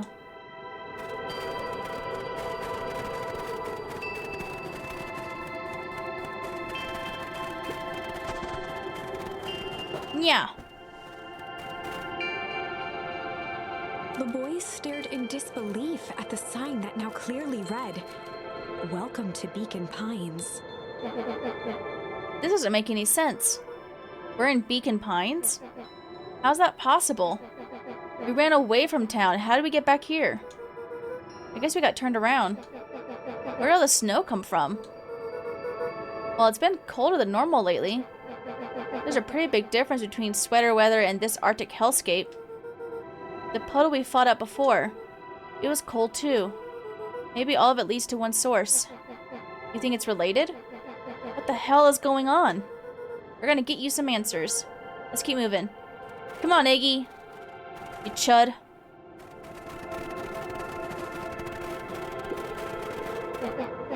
It's all frozen. Looking down at the frozen stream, Luca could faintly see a school of minnows encased in the ice. Whatever happened here, it happened fast. The fish didn't have time to run. Or, you know, swim run. Can I look at these barrels now? Hold on. Oh, I can just walk across the water. I don't have to use the bridge. This stuff look familiar to you? It looks like the barrel under the puddle I, shoved me into, yeah. Might be.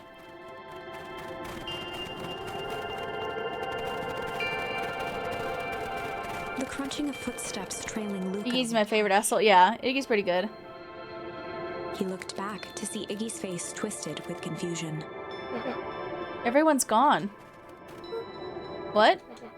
There's nothing here but more snow. There must be an explanation for all of this. We have to keep looking. You can look all you want. I quit. Iggy, we have to keep going. You don't get it, do you? This isn't one of your pathetic Hank Atomic stories. We aren't going to save the day. We aren't even going to save ourselves. My face is mangled. The town is destroyed. And everyone we've ever known is gone. We don't know that. You can't just quit. Do whatever you want. I'm done. Iggy, it's gonna be okay. Luca peered upward at the darkening sky.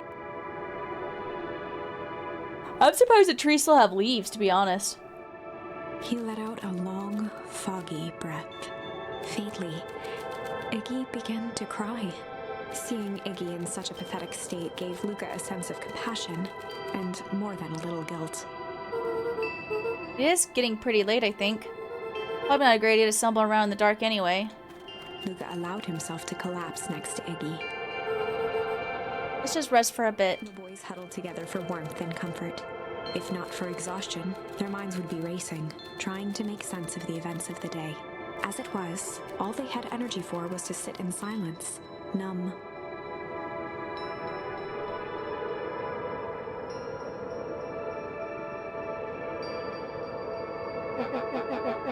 The way the snow covered everything over. It's kind of calming. Yeah. I haven't had time to say it, but thanks. Huh? For getting us away from those creeps. I sort of froze up back there. Iggy, I should be one apologizing. This all happened because I lost my temper. Nah, that's bull hockey. First of all, you didn't know what that gunk would do. You didn't, right? Of course not. And second, stop with this baloney about losing your temper. But I did lose my temper. He motioned sarcastically to his half-deformed face. Obviously. But that's exactly what you should have done. Huh? I was being a horse's ass. You were supposed to be a horse's ass in response. That's how it works. Iggy, I'm having a hard time following. You wanted me to fight you? Of course. Geez, you goody-goody types take forever to understand this very basic point. Why would you go around saying cruel things, trying to get in fights? He just wants attention. It's something to do. You're an asshole because you're bored? Sometimes I just feel empty. You wouldn't understand. You and Roller are always having a blast together. Laughing and calling that dinky little treehouse mission control. Gotta go. Alright, Maggie, have a good one. Iggy now wept openly. Perfect little Luca Van Horn. With his perfect little life. Dude, his parents are fucking missing. Like, one's dead and one's missing. My life is not perfect. Everybody in town likes you. Not everybody. Hell, that new girl hasn't even unpacked yet, and even she already likes you. You have Tish. He wiped his nose with a sleeve. I love Tish. Tish is great. But she ain't exactly the world's greatest conversationalist, you know? Luca gave a warm chuckle. I get that impression. He cleared his throat as he wiped his eyes. It must be raining out here. Definitely. Iggy arched into a wide yawn. Should probably try to get some sleep. Yeah. Let's lay low for now. Tomorrow we'll get to the bottom of all this. Luca's eyelids began to slowly drift shut. Luca? Yeah? I always did want to see the inside of your dinky little treehouse. What do you think? Not bad. I'll give you the full tour when we get back. You know what? Huh? That's all Luca could whisper before succumbing to sleep. Iggy snuggled in some more. When it comes to worst days of my entire life, this one wasn't half bad. Aw. He's just a little guy. He's just a little asshole. Smelled of warm bread.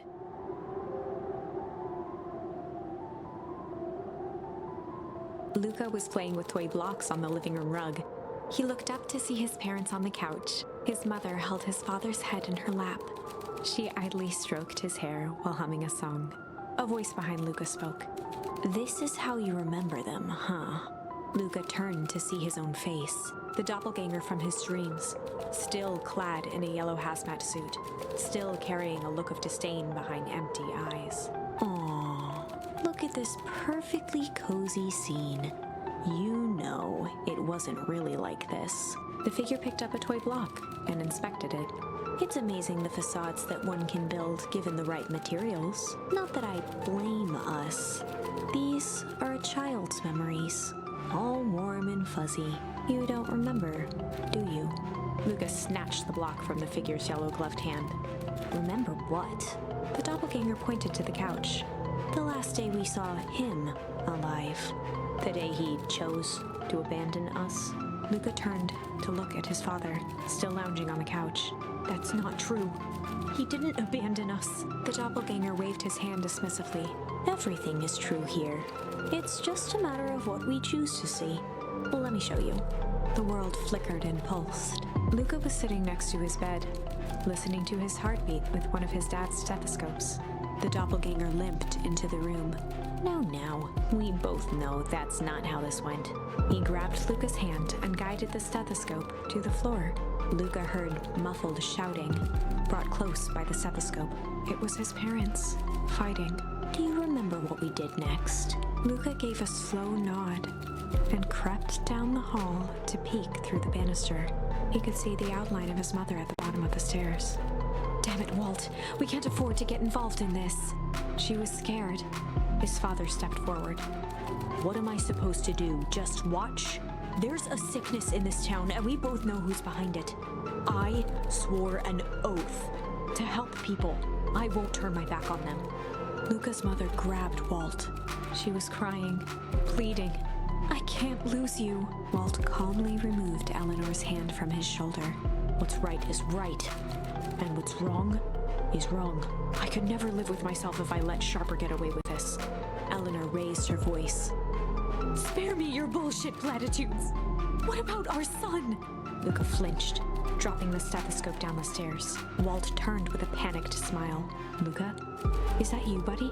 With tears in his eyes, Luca descended the stairs. Mom? Dad? What's going on? So he would have been like 6 at this time, I think. Dropped to a knee to meet Luca eye to eye. Nothing, buckaroo. Your mom and I just got a little overexcited is all. Luca placed the stethoscope against his father's chest. His heart was racing. It sounded like you were going somewhere. Walt gently removed the device from Luca's ears. Listen to me, Luca. I have some business to take care of. I'll be back in time to tuck you in. Oh, goodness. I yawn so much. Walt stood up and walked to the door. He glanced over his shoulder. I promise. With a wink and a grin, he put on his hat and strode out into the evening sun. Bye, Dade. Who are you? You're cute. Approached soundlessly from the foggy snowfall. It stood above them, lingering in contemplation. Slowly raising one hand above Iggy, it snapped out 2 brisk raps on his head. From a deep slumber, Iggy sprang up defensively. Get your hands off me. Whether it was the calming presence or the recognition that he was not in danger, Iggy felt his clenched fists lower. Just what do you think you're doing? Luca looked up, gradually remembering his whereabouts. The figure exhaled a cloud of warm vapor. You two certainly have caused a lot of commotion. What's that supposed to mean? Take it easy, Iggy. We were asleep minding our own business. You're the one running around knocking on people's heads. I'm sorry if I hurt you, Iggy. You didn't hurt nobody. Anybody. Huh? Oh, I see. You think you're better than me, you. When it came to complete strangers, Iggy had trouble cobbling together an insult. You big-hatted, scarfy-necked furball. Mm-hmm. Okay, let's lower our temperature a bit here. Interesting choice of words. I mean, let's all just calm down. Who are you? A friend. An observer. A hitchhiker on the infinite expanse of possibility. Right, how about a name? If you must call me something, you can call me Nat. Iggy huffed with gratification. How about you make like a gnat and buzz off? Very well. Nat began to turn away indifferently. Wait. Do you live here? You might say that. So you know where we are? You might also say that. Look, pal, we just want to find a safe way out of here. You gonna help us or not? Before knowing how to leave, one must know where they are. Alright, that does it. Look, I don't know about you, but I'm getting out of here one way or another. Iggy turned sharply and began to stomp off. Enough with the riddles. Iggy, wait up. Realizing he'd worn their patience then, Nat relented. Very well, I suppose this isn't a time for metaphors. I'll show you how to get back home. Luca and Iggy turned around with hope in their eyes. Come here. Nat took a deep breath in. Close your eyes. Nat exhaled slowly, then snapped his fingers. Okay, open them. For a brief moment, Luca and Iggy let themselves believe that some great magic was about to unfold, until they opened their eyes and found themselves in the exact same place, cold and disheartened. This is your home. This is Beacon Pines. Look, Nat, we don't know how we got here. Maybe we stumbled through some time travel gate in Weepwood? Or we teleported to some alternate universe? Or this is all just some cruel experiment by Kerr and his goons? Goons. But this is not our home. You're itching closer to the truth. Alas, the reality is much less fanciful. Just give it to us straight. So be it. As I said, this is Beacon Pines. The original, true Beacon Pines. You both grew up here. But the town you've called your home for the past several years, is a replica.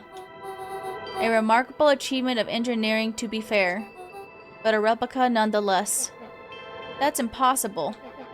It's too much work. We need a whole town to replicate a whole town. Indeed, to pull off such a feat would require immense labor power. That which could be moved would be moved. That which could not would require a precise duplicate. He would have noticed. Someone would have noticed. You think so, unless the auditing was impeccable. A mind-numbing attention to detail.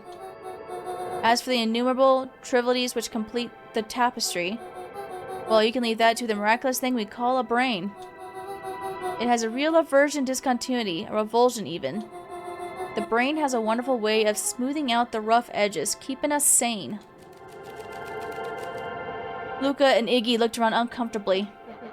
So you're saying that someone made an entire new town, moved us all, and no one noticed? Precisely. But why? Why is the one question that can never be answered with certainty. The best one can do is to uncover. He narrowed his eyes, furrowed his brow, and uttered, The source. Why'd you say the source like that? Why indeed? Luca began to laugh uncomfortably. It's all ridiculous. There's no way they could. Down at his feet, his eyes started back and forth in contemplation. With a sudden pain, a thought struck him. If this really is home.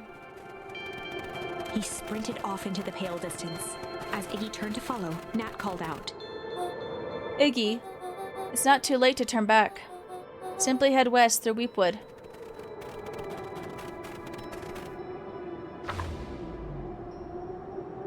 I guess I'm yawning. The source. So sleepy.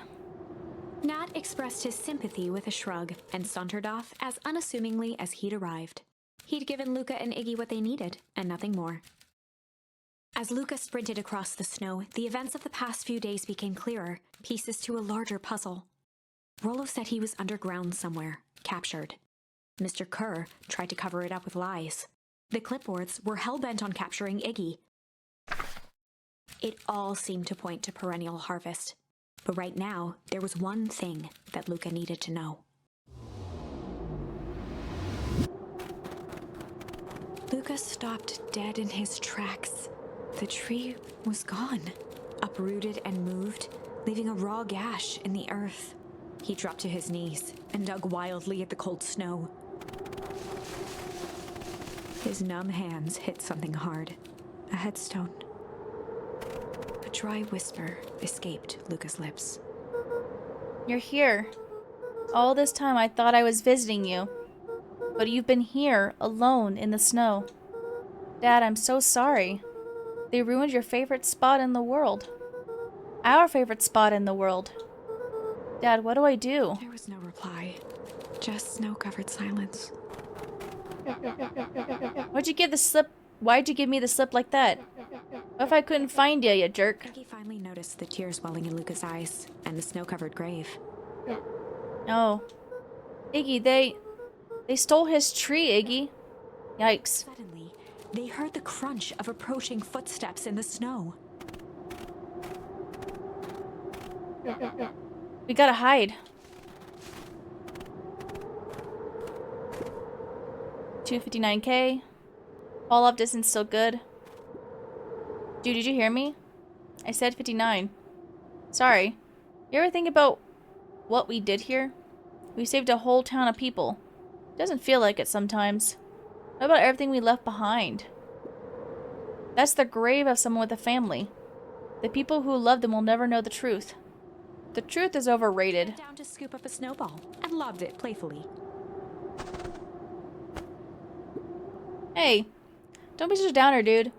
We took this job to change the world. Yeah, come on. It's almost lunchtime. Oh, is he... Haha, weirdo. He's like just dancing his way out? Alright. Here, I thought I was a jerk. These dignities are out here literally dancing on graves. Luca stuttered through heaving sobs. I thought I was visiting him. I thought he was with me. Not gonna lie, that's a bad break. Here's some advice. Gave Luca a solid smack on the back of his head. Hey! Who's any of this helping? What? Sitting here in the snow crying like some pushover. Who ya helping? Iggy, look what they did. They lied to everyone. Blah, blah, blah. Luca Van Horn, you're a lot of things, but you ain't no pushover. What'd I tell you before? When some jerk comes at you acting like a horse's ass, I should stand up for myself. Hell yeah. Kerr and his little merry band of clipboards pulled off this switcheroo for a reason, right? Nat mentioned something about a source. Luca wiped his eyes with a sleeve. Whatever's at the source must be awfully valuable to perennial harvest. Sure would be a shame if something unfortunate were to happen to the precious source, wouldn't it? What do you have in mind? If it's small enough to steal, we snatch it. If it's too big to snatch, we smash it. What if it's too big to smash? Iggy flashed a mischievous smile and cracked his knuckles. I'm always up for a challenge. I'm gonna make this right, Dad, I promise. Let's do this. Let's go.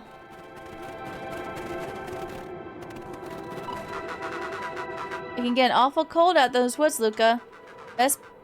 Probably best you two stay put and conserve your energy.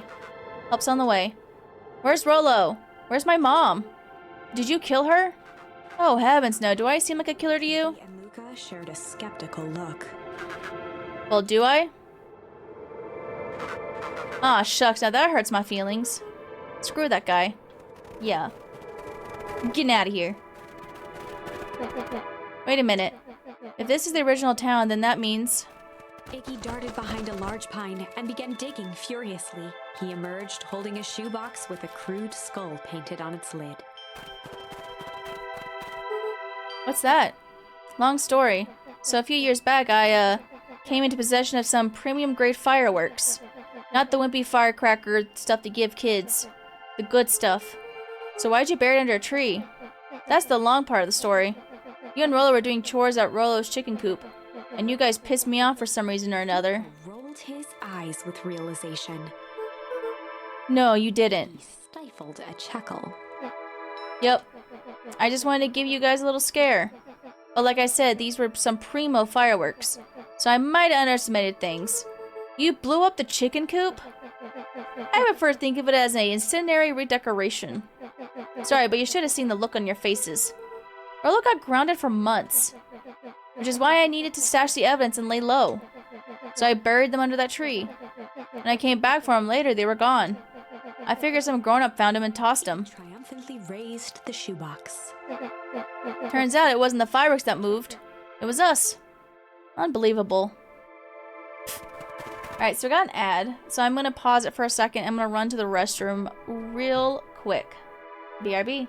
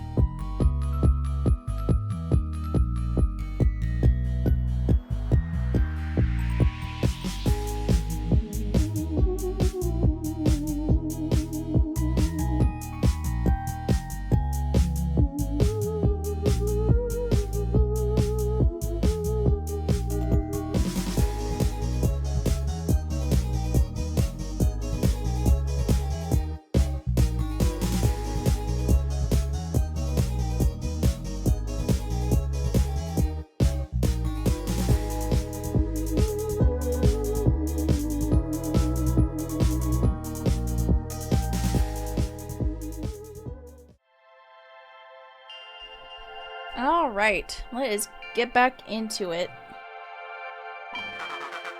Do you think this is a game? Newsflash, boyo. You're not a hero. You're a little brat who is in way over his head.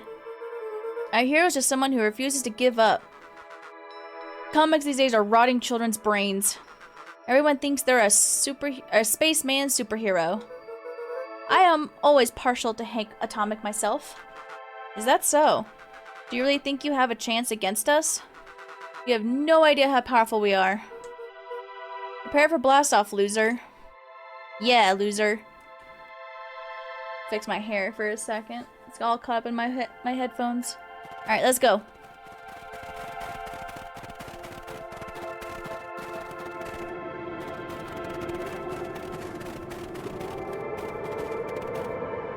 Luca and Iggy inched up to the edge of the hole with bewilderment in their eyes. Arctic air breathed out of the cavern in heaving gusts. Echo, echo, echo, echo. Whoa. I see why they wanted to move us all out of town now. But why would they dig a giant hole? I think this is it. This is the source? It's a dang hole? How do we smash a hole? Oh, it's much more than that, my annoying little friend. Kerr. Where's Rolo? I was lying before. He's safe. Well, safer than you two at the least.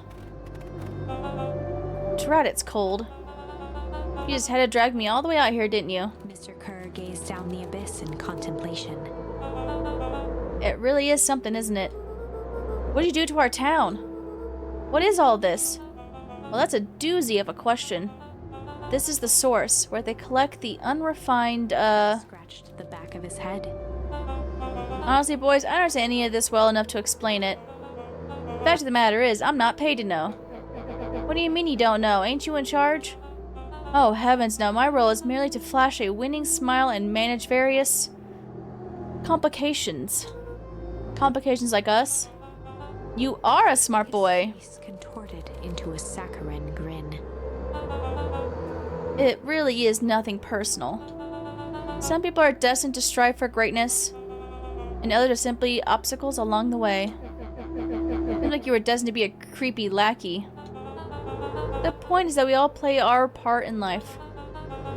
Mine just happened to be a lead in the role of a lifetime, and you happen to be extras ready for your curtain call. We aren't giving up without a fight. Your smile's not gonna be so winning after we're done with you. Now, boys, there's no need for melodrama. It makes even a professional such as myself embarrassed for you. Let's change the mood a bit. Kerr snapped his fingers. Scene change.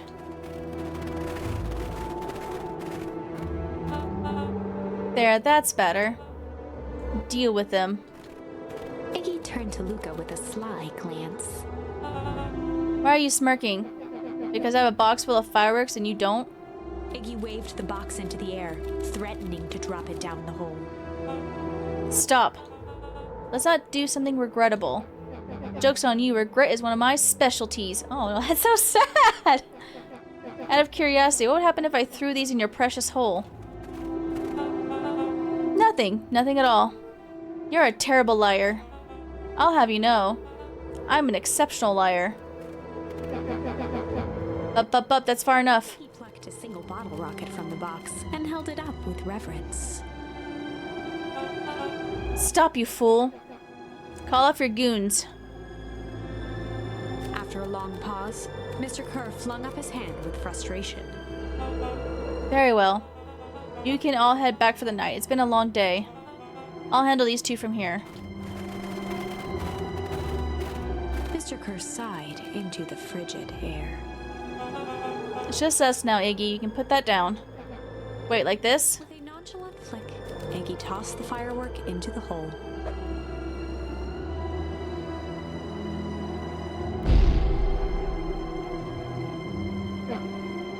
Oh. Whoa. The growl, His face. Crashing through Luca. Iggy tried to twist away, but in the struggle they both tumbled over the side. Luca dove forward, bracing Iggy's hand just before it slipped. His grip was made precarious by the cold, wet snow. He could see Kerr further down, clinging to Iggy's coat. You reckless child, what have you done? Luca, listen to me. Hold on tight and use the walkie-talkie to call them back. Oh, what channel do I use? It doesn't make a damn difference, they're always listening. If you do that, the clipboard will haul us up and snag us both. The only way you can get out of this is if Kerr's out of the picture. Just let go and save yourself. If he lets go, we both die. I don't want to die, but seeing that look on your face almost makes it worth it. Mr. Kerr, you've had a long life. Why don't you actually do something selfless and just let go? Mr. Kerr gasped with insult. Long life? I'll have you know I can still play 25. You should have heard me sing the part of Phileas Young. With a wild look in his eye, Mr. Kerr began to hum a proud melody. Prum dum dum. Okay. Wow, can you believe this guy? Luca's hand began to cramp. His voice began to crack. Kerr, just let go. No can do. If you want to save your friend, you'll have to save me too.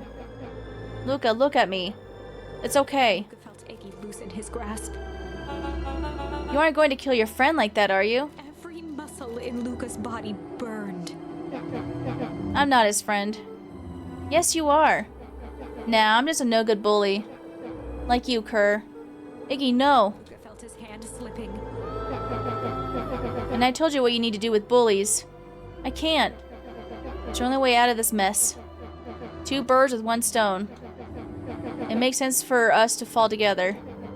Wackadoos travel in packs. A calm settled over Iggy's face. Luca, let me do this. Iggy's voice was colder than the bitter air billowing from the chasm. Let me do the right thing for once. Luca had no choice but to refuse. Let's try refuse first. Choice but to refuse Iggy's request. He tightened his grip and reached for the walkie-talkie in his pocket. A wild delight crept onto Mr. Kerr's face. That's a good lad. Now, radio for help. Iggy begged Luca with his eyes one last time, but Luca pressed the button and called out. We need help. Mr. Kerr is in danger. It wasn't long before they were once again surrounded by clipboards. Mr. Kerr sighed with relieved frustration. There you are. You really are a worthless lot, aren't you? Mirror, now. A clipboard dutifully produced an ornate ivory hand mirror, and Mr. Kerr began preening his tousled hair. Ah, that's better. Mr. Van Horn, I applaud your sharp thinking under duress. I'll put in a good word for you with the founder. Take them away. A swarm of hands overpowered Luca. The last thing he saw before a cloth bag was pulled over his head was the defeated look on Iggy's face. The end. Oh, God. All right. I think this was one of those times where doing the right thing was the wrong thing. Oh, and yeah, that's the last one we still have left. Oh, there's humming on this one. But I want to see what the accepting does. Luca had no choice but to accept Iggy's request. Let's kill them. With a quiet blink, Luca watched a teardrop sail down into the howling void. As his fingers slowly gave up, he met eyes with Iggy. Good.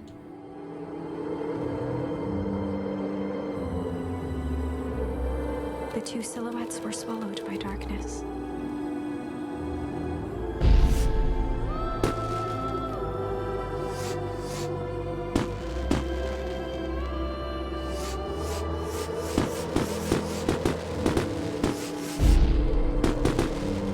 That's a lot of rockets.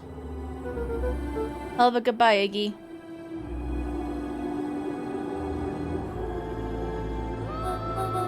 Luca, you should really step back. What? Quickly.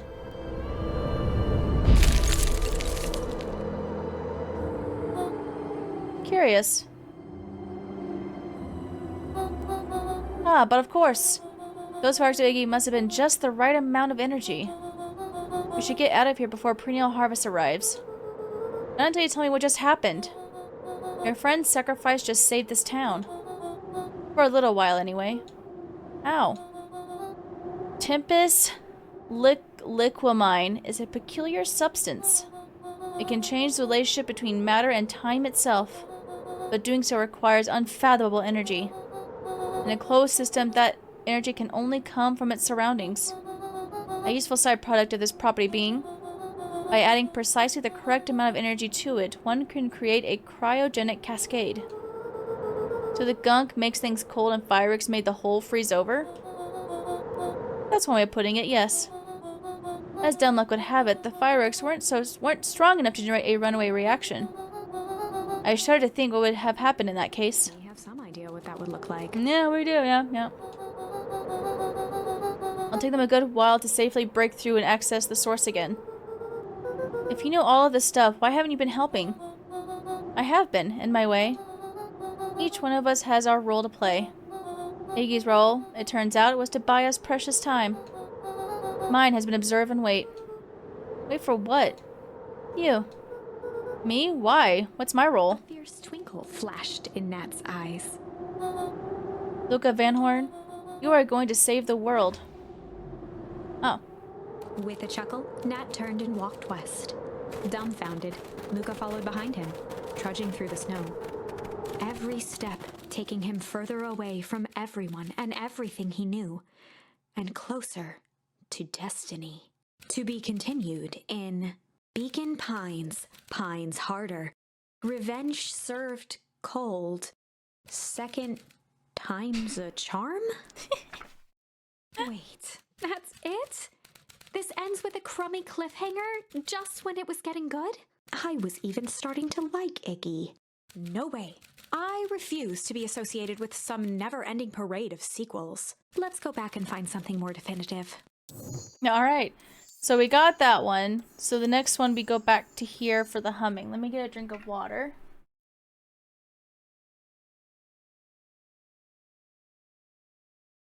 Alright, let's go.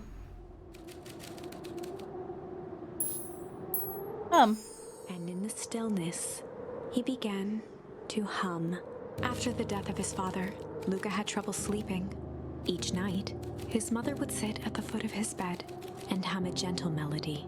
It was the only thing that could calm his mind. The only thing that, however briefly, could make it all seem okay. That melody pervaded every memory Luca had of his mother. Shivering in the raw snow, he began to hum it out loud.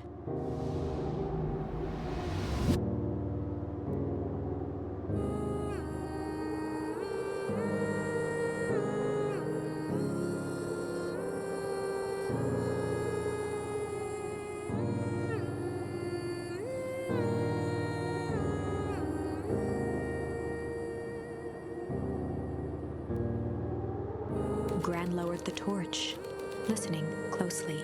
As recognition slowly set in, her heart sank. Those countless nights of consolation, the incomparable loss they shared together. She let the torch fall to the snow and sizzle out. A few steps toward Luca was all she could bear before dropping to the snow herself. Through a flood of tears, she began to hum along, note for note.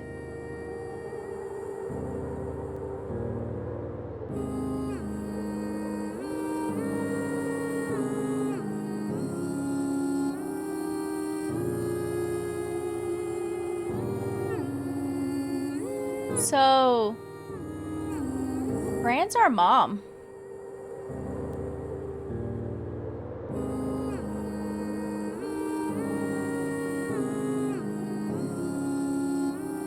Luca lifted his head in astonishment. The last time he heard that melody was the last night he saw his mother. How do you know? I'm so sorry, my little buckaroo. Buckaroo? The only people who call me that are my mom and... are my dad and... your mother. Blinked through blurry, watery eyes, trying to see more clearly. He could just make out the impression of a familiar face. He peered across the snowscape at the woman on her knees. Something about her was undeniably his mother. only smaller, older, changed. Mom? That's right, Buckaroo. Mom! Luca sprinted as fast as he could toward his mother. They held each other close, and the cold retreated from their bodies. Eleanor? I thought you were gone. You should have known I would never abandon my son. Eleanor looked down at Luca, tightening her embrace in an appeal for forgiveness. How? You're a smart man, Joseph. I thought you'd piece it together by now. You were exposed. Mom, I don't understand any of this. What happened to you? Where did you go? Why did you leave me? I never left you. I was always right here, Luca. Why did you lie to me? It tore me up, Luca, but I did it to keep you safe. I thought that getting answers would help us both move on. But the more I discovered, the more I realized the danger we were in. Until perennial harvest was stopped, it was better if everyone thought I was gone. You could have trusted me. There are bad people, Luca. They won't stop until they get what they want. And they don't care who gets hurt in the process. And what do we do? True, we just killed a kid in the other game. We have to stop them. Joseph slumped into the cold, wet snow. They can't be stopped. This is too big. I tried beating them at their own game. I'm done fighting fire with fire. First time in a long time. Her voice felt like her own again. No more lies. I see now there's a better way to stop perennial harvest. The cold, hard truth. Luca gazed down at Nuncrete with pity. He looked small.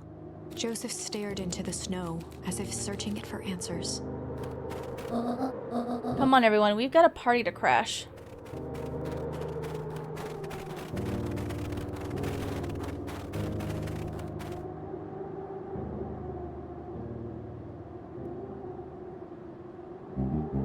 You don't understand. He always wins.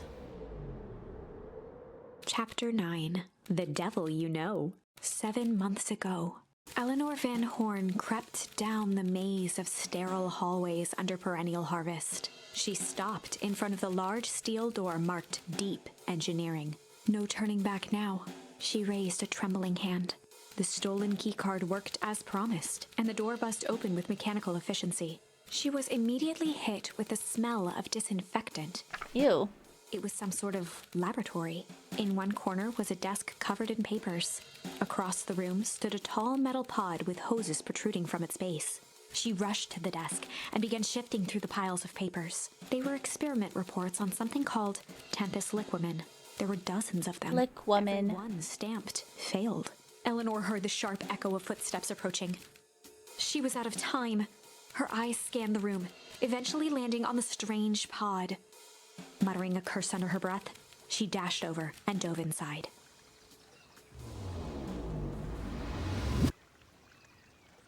Is that what made her old?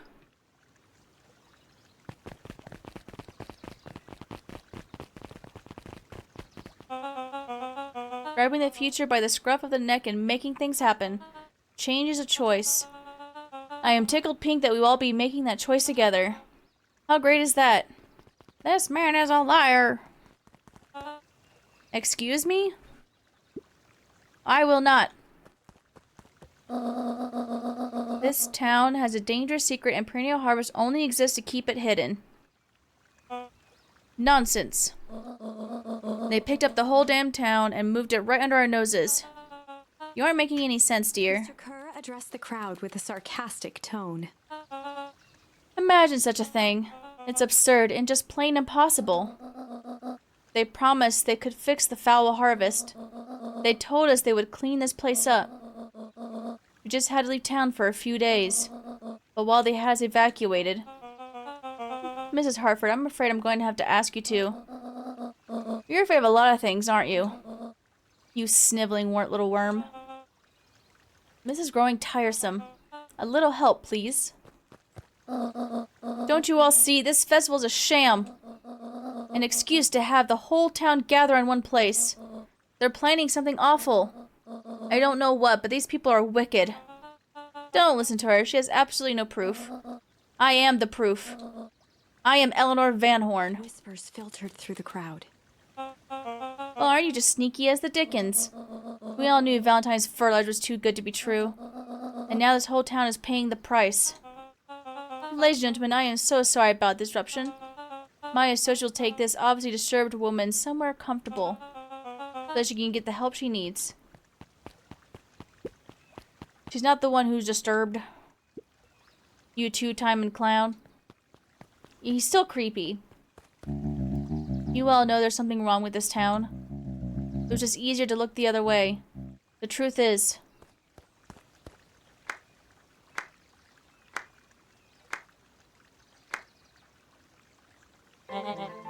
That's quite enough, Mr. Nuncreed. Torment dragged on Joseph Nuncreed's face.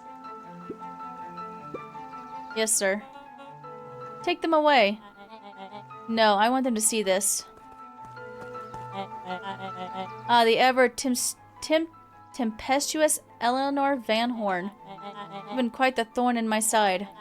Like a weed that's burrowed and where it doesn't belong. I must confess, you look dreadful. He paused for a moment, plucking a piece of fuzz from his sweater and discarding it to the ground. Consider yourself in a rare company. You've managed to pull one over me. It won't happen again. I knew you had some sort of plan to disrupt our little party. But alas, I expect something a bit more impressive than incoherent rambling. No matter, your failures are yours to bear. Mr. Kerr? Yes, sir. It's a shame it was cut short, but I thank you for that rousing oratory. I will take it from here. Yes, sir, of course, sir. You have done quality work for me, William. You can look forward to that recompense we agreed upon. Kerr gave a bow of deference. Founder, you are most gracious. Gasps rippled through the crowd. Thankfully, we can dispense with the formalities from here on out. Solomon pulled a glass vial from his pocket. In one smooth motion, he downed its contents. And died. A smile grew across Solomon's lips. You can all call me Sharper Valentine. His body and face began to contort and expand as he disappeared into a belching green mist.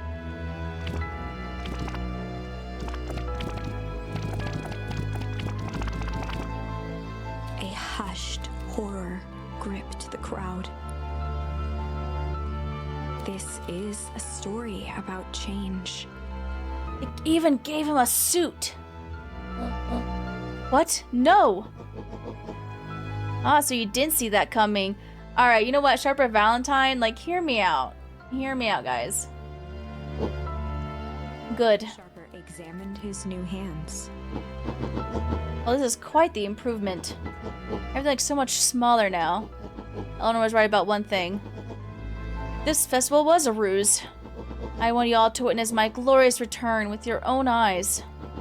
Why does everyone look so downtrodden? This is a celebration, people.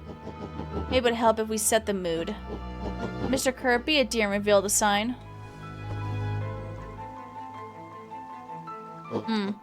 Ha, wonderful. Sharper choked out a crude squawk of a laugh. Frustrated grumbles sprinkled through the crowd. Sharper, you malicious bastard. Oh. I'm glad you're back so I can tell you to your face. You destroyed this town. We ain't gonna let you get away with it again. Sorry, this is not the time for audience participation. Some assistance, Mr. Kerr? Kerr gave a subtle nod to the clipboards. You coward. Oh, bye. Does anyone else have something to contribute? Helpless quiet settled over the crowd. I thought so. Do you all truly believe you could be free of me? A town of complete and utter fools? You people should be celebrating my return. You're clearly lost without me. And that leads me nicely to my children. Daddy? I gave you both the greatest gift a parent can give. The opportunity to prove yourselves in my absence. Squandered. To say I'm disappointed would be an understatement. But Silence, Augustus, as an adult is speaking. I don't know which is worse, a son who is completely hopeless, or a daughter with such potential who inevitably lets me down. Harris, you fail me with admirable consistency. Thankfully, I was counting on it this time. Father, have been wasting time, my dear. What have you accomplished? I was focused on cementing our legacy. Legacy? Who needs a legacy when you can just live forever? But what about... It's alright, kiddo. I'm afraid you suffer from a complete lack of imagination. There's just no helping it. Now then, where is Joseph? You didn't take that pruny slip off, did you? Ah, there he is. Everyone should give him a hand. None's been possible without Joseph. I think you said enough. Nonsense. The people deserve to know how helpful and loyal you've been. I only did what I did because he left me no choice. You always had a choice, Joseph. You were simply too weak to take it. No matter, cheer up. You're about to be rich beyond your wildest dreams. You should follow Mr. Kerr's example. When I found him, he was in a sorrier state than any of you. An aging actor, desperate to recapture his youth. He played his part and soon will be able to play the leading man again. Forever, in fact, if he remains loyal. That goes for all of you. Well, those who haven't already frittered away my goodwill. Beacon Pines is mine again, and I am willing to share its spoils in exchange for absolute loyalty. Are you saying William Kerr was never in charge of the perennial harvest? Ha! You think that puffed-up blatherskite could ever accomplish all of this? Don, I suppose it's time for your big exclusive. Sharper addressed the crowd with indignant pride. He'd planned this moment for so long that now, at the deed's fruition, it almost felt frivolous. You see, I needed a figurehead to hold things down while I orchestrated my return. Someone to misdirect, lie, and bilk this town for a spell. So I invented William Kerr. Take your bow, you've earned it. Mr. Kerr flourished a preposterously elaborate bow. What a douche. Patrick C. Montesquieu, thespian extraordinaire at your service. There's a book at the library about him. Founder, I just want to thank you again for this opportunity. It truly was the role of a lifetime. Wait. So this Bill Kerr was Pat C. the whole time? Now that your secret's out in the open, what's to stop this town from rising up against you? Oh, that's the delicious part. Fear. Thanks to our clipboards, I know what each and every person in this town fears most. I'll make those fears manifest for anyone who steps out of line. The choice is simple. I'm not afraid of you. Ha! The young hero. I've kept a keen eye on you, boy. You and your friends made a habit of disrupting my plans. What a pity. If things would have gone a bit differently, you might have had your moment of triumph. But that's fate for you. You can't do this. Oh, but I can. I have won. Never underestimate what a great man can do, given time. And now, time is my plaything. Perhaps the most expensive thing I've ever bought. But well worth it. Ha! Sharper coughed up one final laugh and cracked his knuckles. Enough chit-chat. Let's get to work, shall we? Oh. And so, Sharper set about remaking the town in his own image. The fertilizer factory soon reopened for business. Sales rose steadily as more and more farmers across the countryside began to swear by its miraculous properties. Beacon Pines became famous, a secretive town that, for the right price, shared its gifts with all. Gifts that became more and more necessary in a world where winters grew longer and longer. The end. This is wrong, but things are becoming clearer now. You can feel it, right? We can't let Sharper win. He might just be the key to this whole thing. Let's see. Alright, so we did all the options for that. Oh, we finally got this one. This is the one where Nuncreed had us, and if we did shame, we got thrown into the thing, but now we can do malice. And this is the one where Rolo is missing.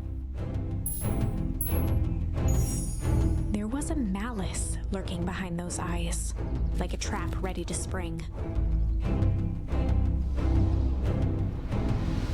Luca felt the weight of Nuncreed's hand on his shoulder. Something wasn't right. He didn't know why, but something was telling Luca to get out of there. I just want this all to be over. Of course, I'm sure it'll all work out soon enough. I should get going. I told Roxy I'd check for Rollo at the Luca treehouse. twisted free of Nuncreed's grasp. Of course. Luca, you know your dad and I were good friends back in the day. You can come to me with anything. Anything at all. No! Stranger danger! Hey, check the library.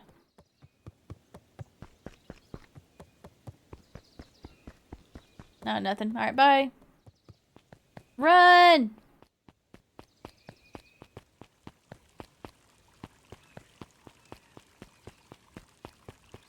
Anyone down here?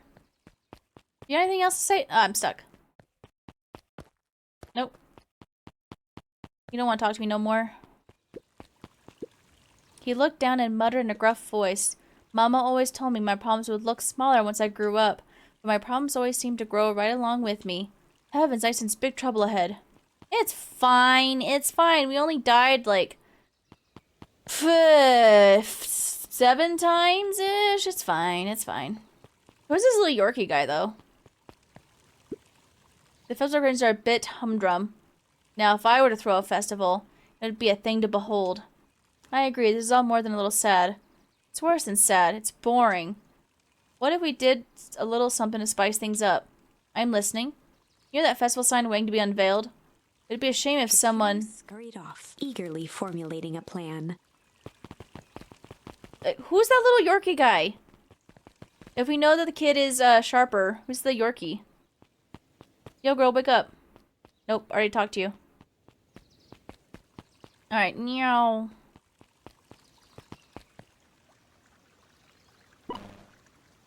Identify yourself, please. Nellie Modwell. I work here now. I am able to locate you on our staff roll. Oh, I don't officially start until tomorrow. Mr. Kerr said I could come in early tonight and get a few things done. Hold, please. Clearance authorized. Thank you. Our harvest awaits. Whoa. You could get a wrench to the noggin and sneak up on a guy like that. Don't scare a man while he's junkin', Sonny. Evening, Jeff. Is it kind of late to be junkin'? You might as well ask the same thing of you. Anything good? Bah, ever since perennial harvest moved in, even the junk is trash. You can learn a lot about a person by looking at what they throw away. With this bunch, it's all shredded paper and coffee cups. I better get going. I didn't see nothing if you didn't see nothing. See what? Exactly. Bye. Nope, nothing for you. Anything you gotta say? Nope. Bye. Alright, do I have any new bait? Nope. Luca, good first. I'll get new bait someday, Dad.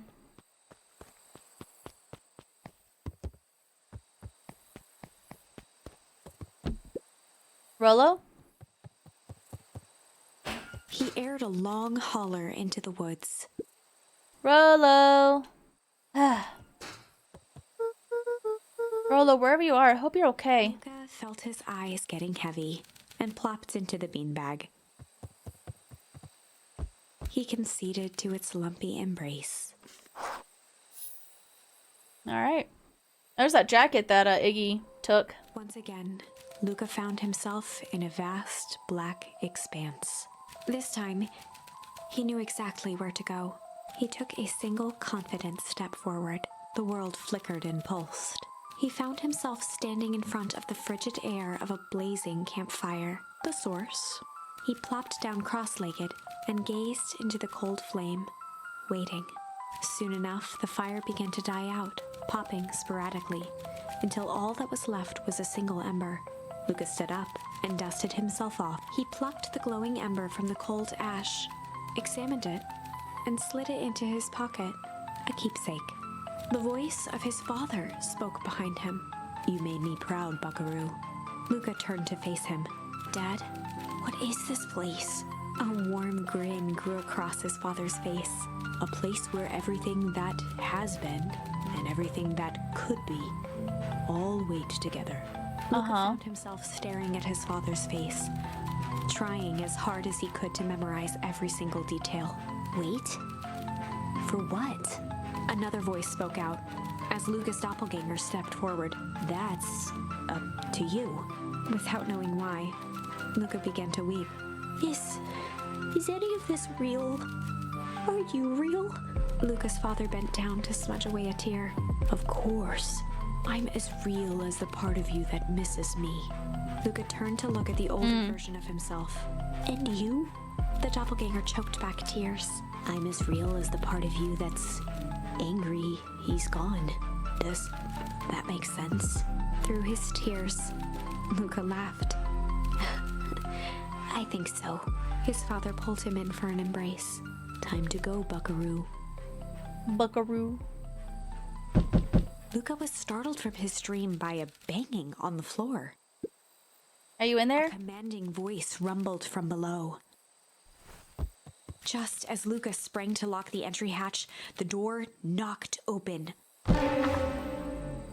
What? Chapter 5. Dangers big and small. Luca stumbled back. He heard the rope ladder creak under significant weight. Keeping his eyes fixed on the hatch, he inched backward to the balcony. As his hand grasped the door handle, Luca froze. A large figure clumsily wriggled up through the hole. Stop right there. Or I'll... Sheesh, I know it's dark and all, but I figured you recognized me. That's grown Rolo. Who are The you? large figure cocked its head inquisitively.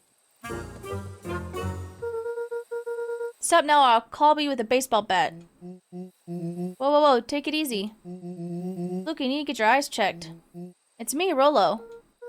Nice try, but I know you aren't Rolo. You're like one of his random uncles or something. Where is he? Ah, uncle. Luca, quit messing around. It's me. If it really is you, prove it.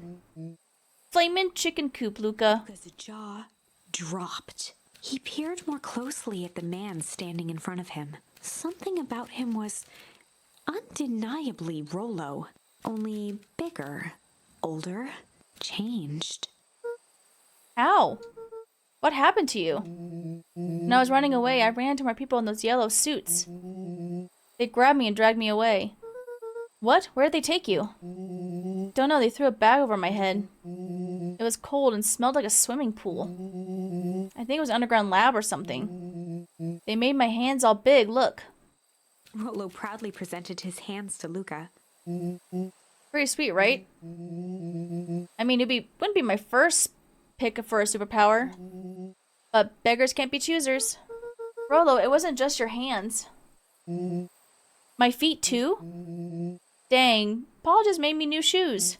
Wait, Luca, why are you so small? Luca moved to the side and pointed Rolo to his reflection in the balcony window.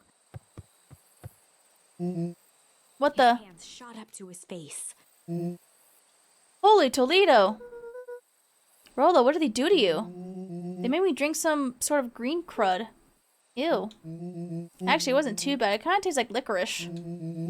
I passed out and woke up like this. And then I sorta smashed my cage and escaped. Whoa, you smashed open a cage? Kinda. At least I think I did. It's all a bit of a blur. They had you in a cage? Who are these people? I don't know who did this to you, but we're gonna fix it. Fix it? This is awesome.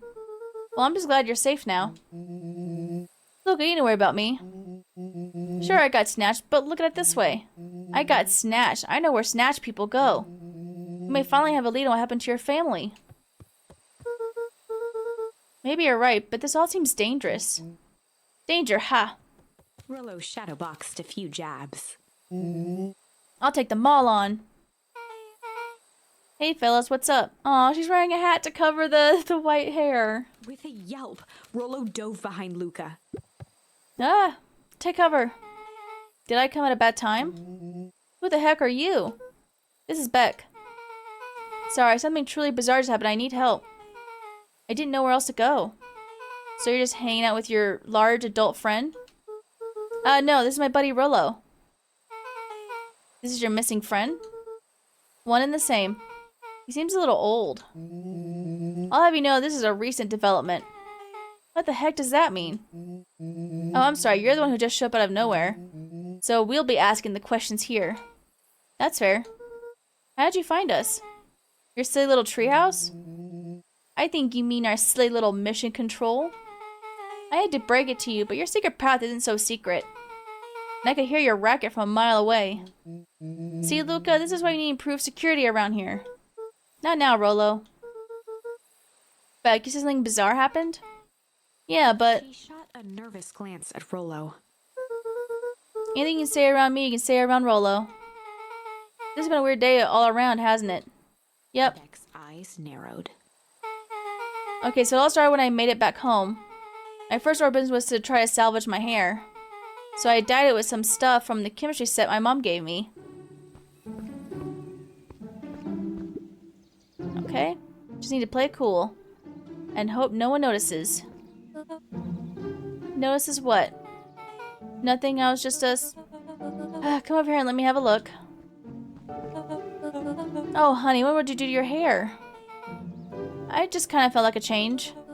This is gonna take forever to grow out. You're the one who said that change was a good thing, right? I was talking about your mother's new job. I was talking about us moving. Well, I guess you took your lesson to heart. Ilona tried to put on a smile. Before I forget, I came up here to tell you that Nellie had to go into work. Tonight? Her and Mr. Kerr decided it would be good for her to get some things done before tomorrow. That Kerr guy seems like a grade A creep. Beck. He is! Him and his weird cult of personality. You are not going to ruin this job for Nellie. It means too much to her. Oh, I know exactly how much it means to her. It means enough for her to exile her daughter to this podunk town. This place sucks. The people are weird. You don't know them yet. It's always cold. We're in the mountains, you'll get used to it. I can't even pick up a single decent station on the radio. It's all banjo music and farm reports. You know, I grew up in a town not that different from this one. Is that why you're better at talking to plants than people? Okay. So here's what we're gonna do. First of all, you're grounded. What? In the morning, I'll have Nellie come and see what we can do about fixing your hair. You look presentable for the festival. But not another peep. She sighed, and after a moment, looked down at Beck sympathetically. I know moving is hard, honey. But that doesn't mean you have to make yourself miserable all the time. I presume to have that covered for me. Oh, and if you decide to rebel by dyeing your hair more, Flashed a sly grin and tousled Beck's hair. I'll just shave it off for you. Think of how rebellious you look then. Very funny. Thank you. Good night, sweetie. Good night, Mom. Wait. First of all, this town does not suck. Second, you need help because you got grounded? No. I'm sorry you got in trouble. It's my fault your hair got screwed up in the first place. Don't worry about it. I actually kind of like this look. Great, can we get back to the story now? The next part is the important bit. I have this radio upgrade with my mom, and I was too angry to sleep. So I tried to dial in something worth listening to.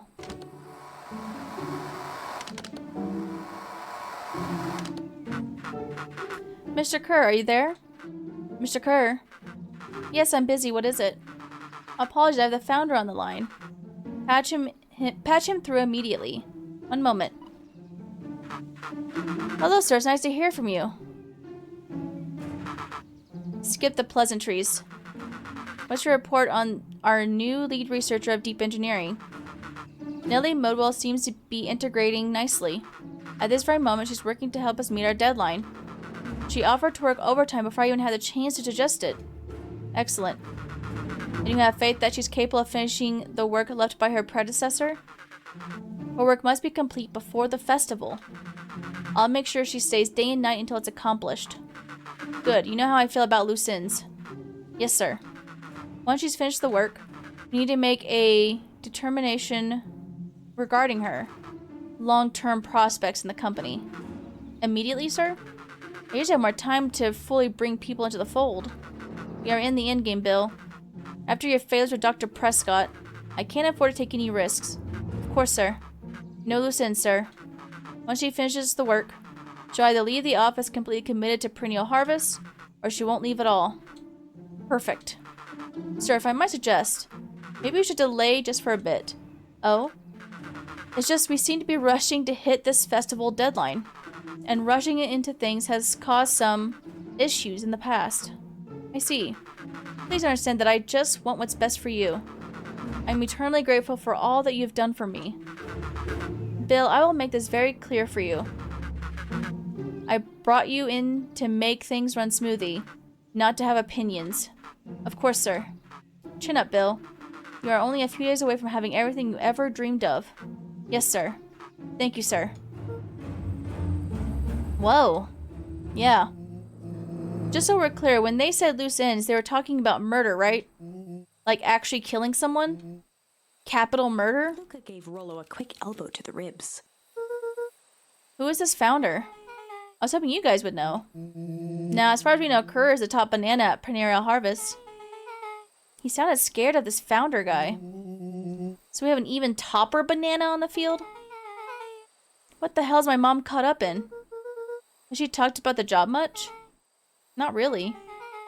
She said she was going to come in and continue the work of someone she respected. Luca, do you think that body at the warehouse was the person Beck's mom came to replace?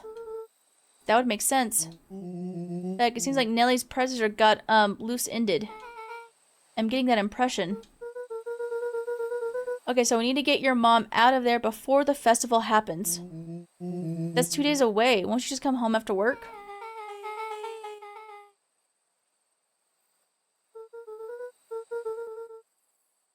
Beck flicked a large sheet of paper out of her pocket and slammed it on the floor.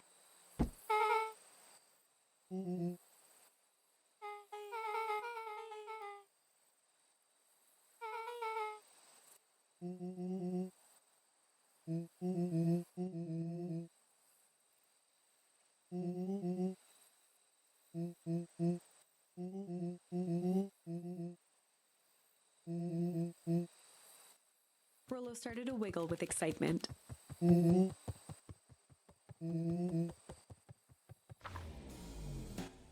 Chapter 6.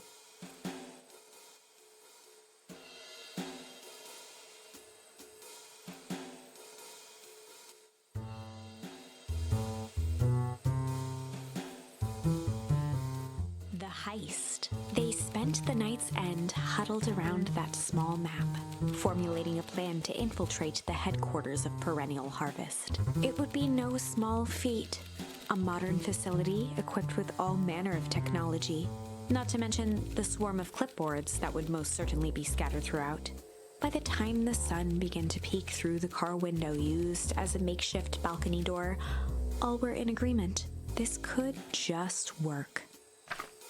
The final day before the festival would be used to prepare. They'd need to pool every resource at their disposal, pull every favor with a thread. Even enlist some unsavory characters around town with important tasks only they were suited for. Luckily, there was enough ill will and mistrust toward Perennial Harvest that alliances could be found at a bargain. Luca, Beck, and Rollo rubbed their eyes as they exited the treehouse. They hadn't slept at all that night. There was no time. The festival was to begin in 1 day, and they each had their assignments.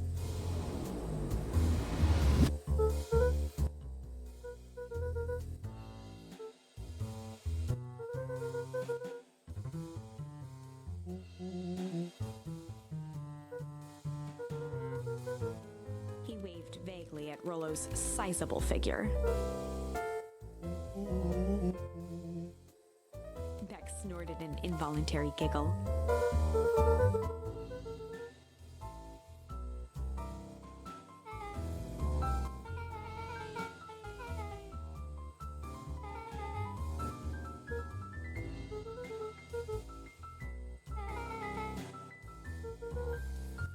They each looked at each other with sleepy confidence and nodded.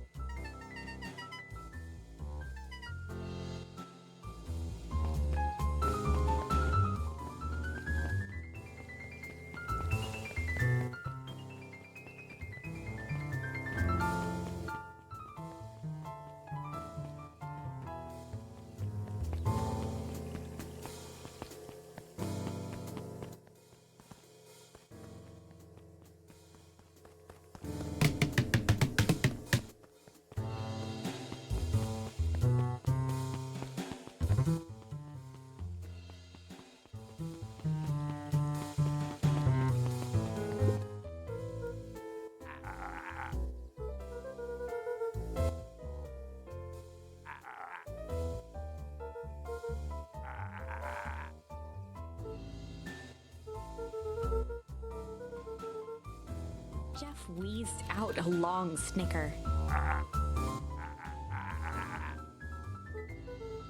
The joy in Jeff's face drained instantly.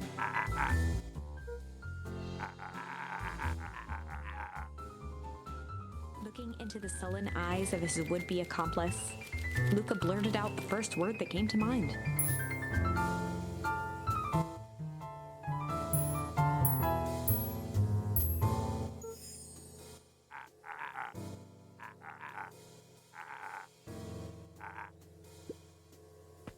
Luca wasn't ready. He shouted out.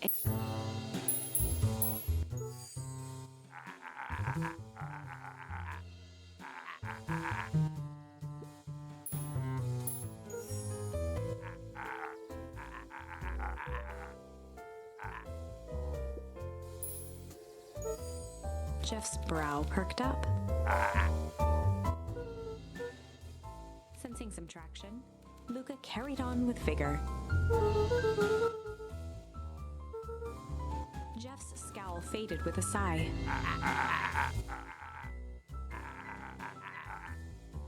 One good stomp of the foot was all Jeff needed to drive his point home.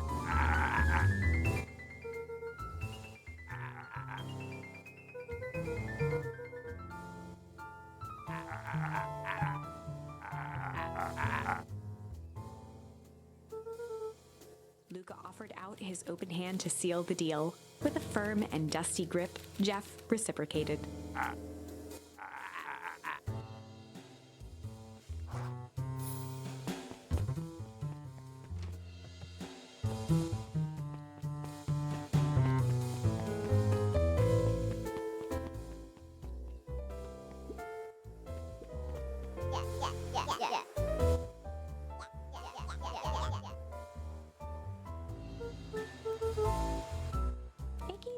An eyebrow suspiciously.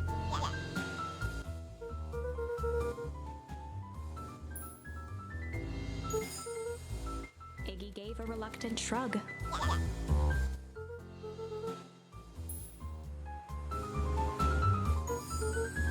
Iggy considered the point.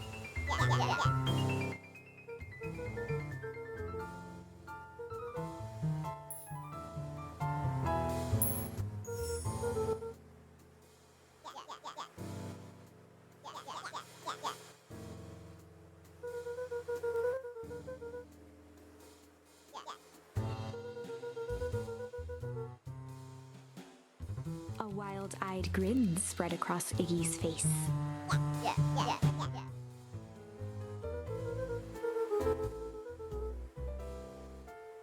Iggy glanced over to Tish, who nodded in agreement.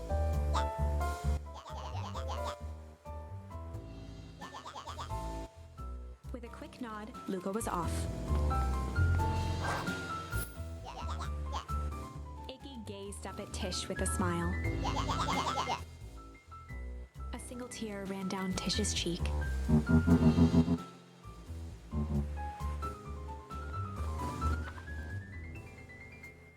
Chapter 7.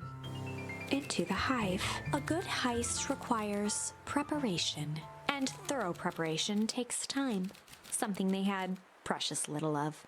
So far, everything was in order. Jeff, Iggy, and Tish all agreed to do their part. Beck radioed Luca that night with a simple and covert message. "We're locked and loaded on my end." And Rollo, after a lengthy confession, managed to persuade Roxy and Fitz to help. He stowed away in mission control for the night to avoid attracting attention. Rollo, being uniquely suited for the role, would be the first to breach perennial harvest. The outfit provided by Jeff wasn't perfect, but a convincing disguise is 10% wardrobe, 90% confidence. Rollo took a few vigorous breaths and shook out his arms.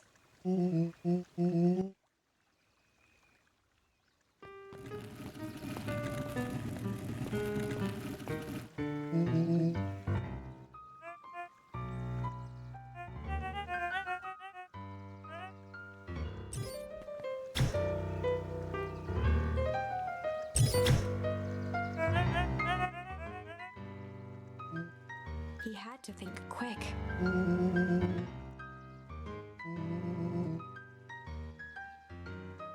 Rollo sighed, adjusting his tool belt.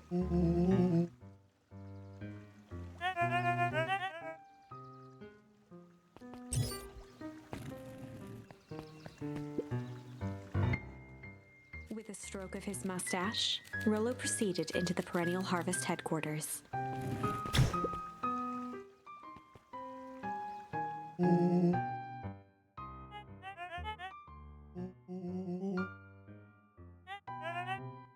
He stammered and flipped through the pages of his clipboard.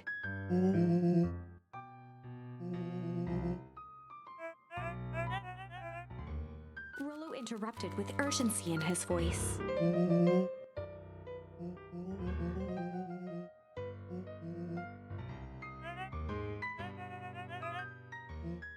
Rollo panicked.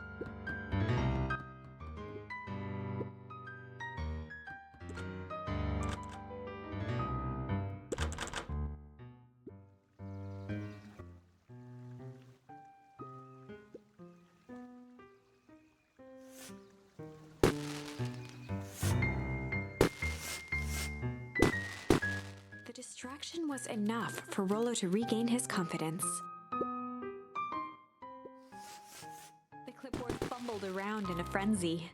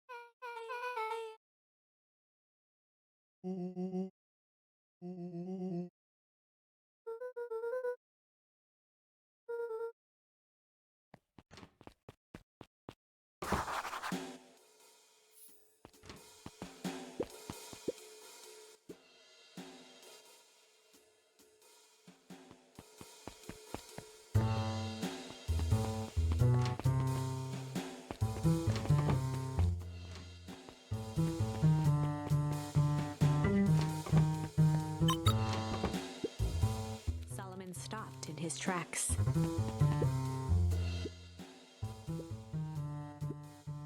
A veneer of confusion flashed across Solomon's face. His words rushed out dramatically.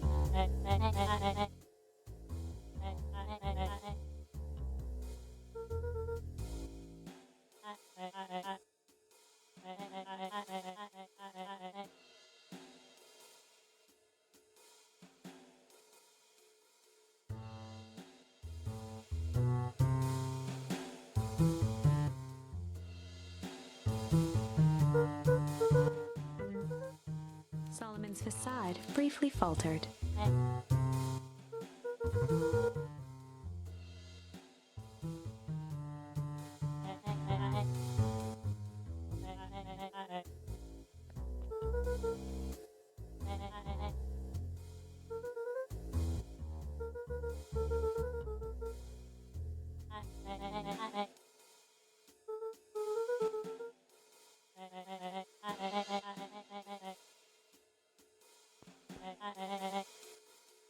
Luca happened to notice a plaque above the door.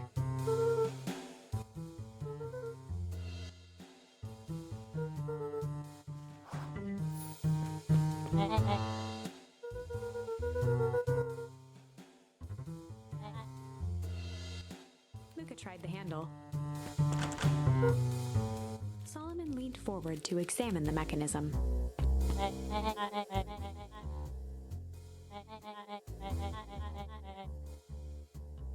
Luca smiled and looked at his watch.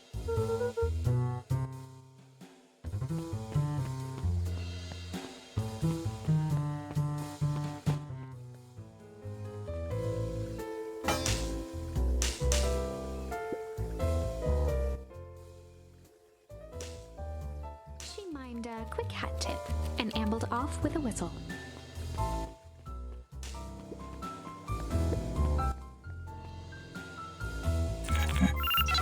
The light on the keypad changed from red to green.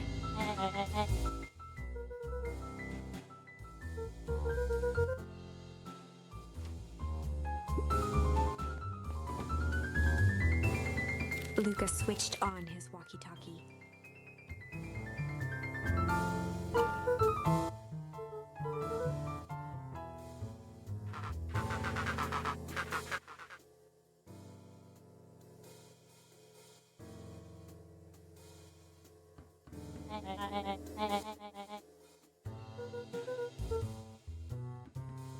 On the computer screen, a green cursor blinked in a password field.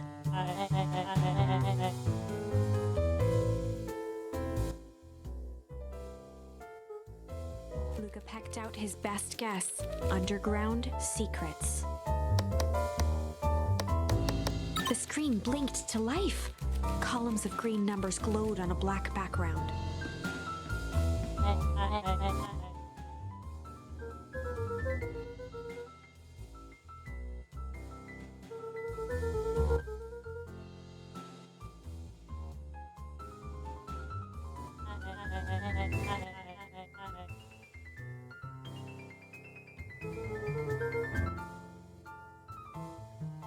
Solomon's jaw clenched into a half smile.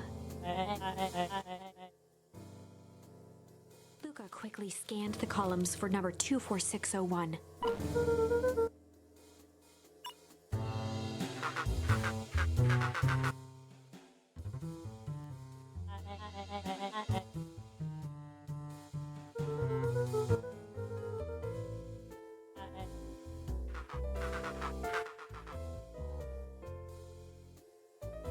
Once again, Luca scrutinized the numbers on the screen. In that moment of distraction, Solomon reached forward and pressed a large red button.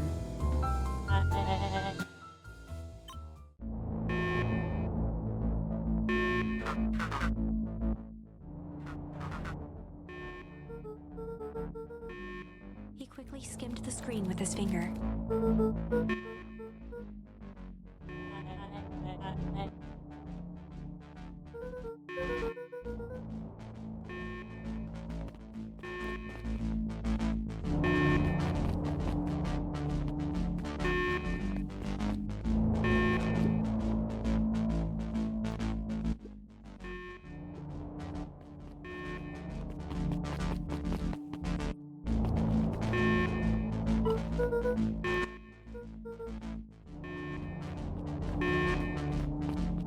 Mr. Kerr approached with a sneer and spoke into his walkie-talkie. With self-satisfaction, he called into the hallway.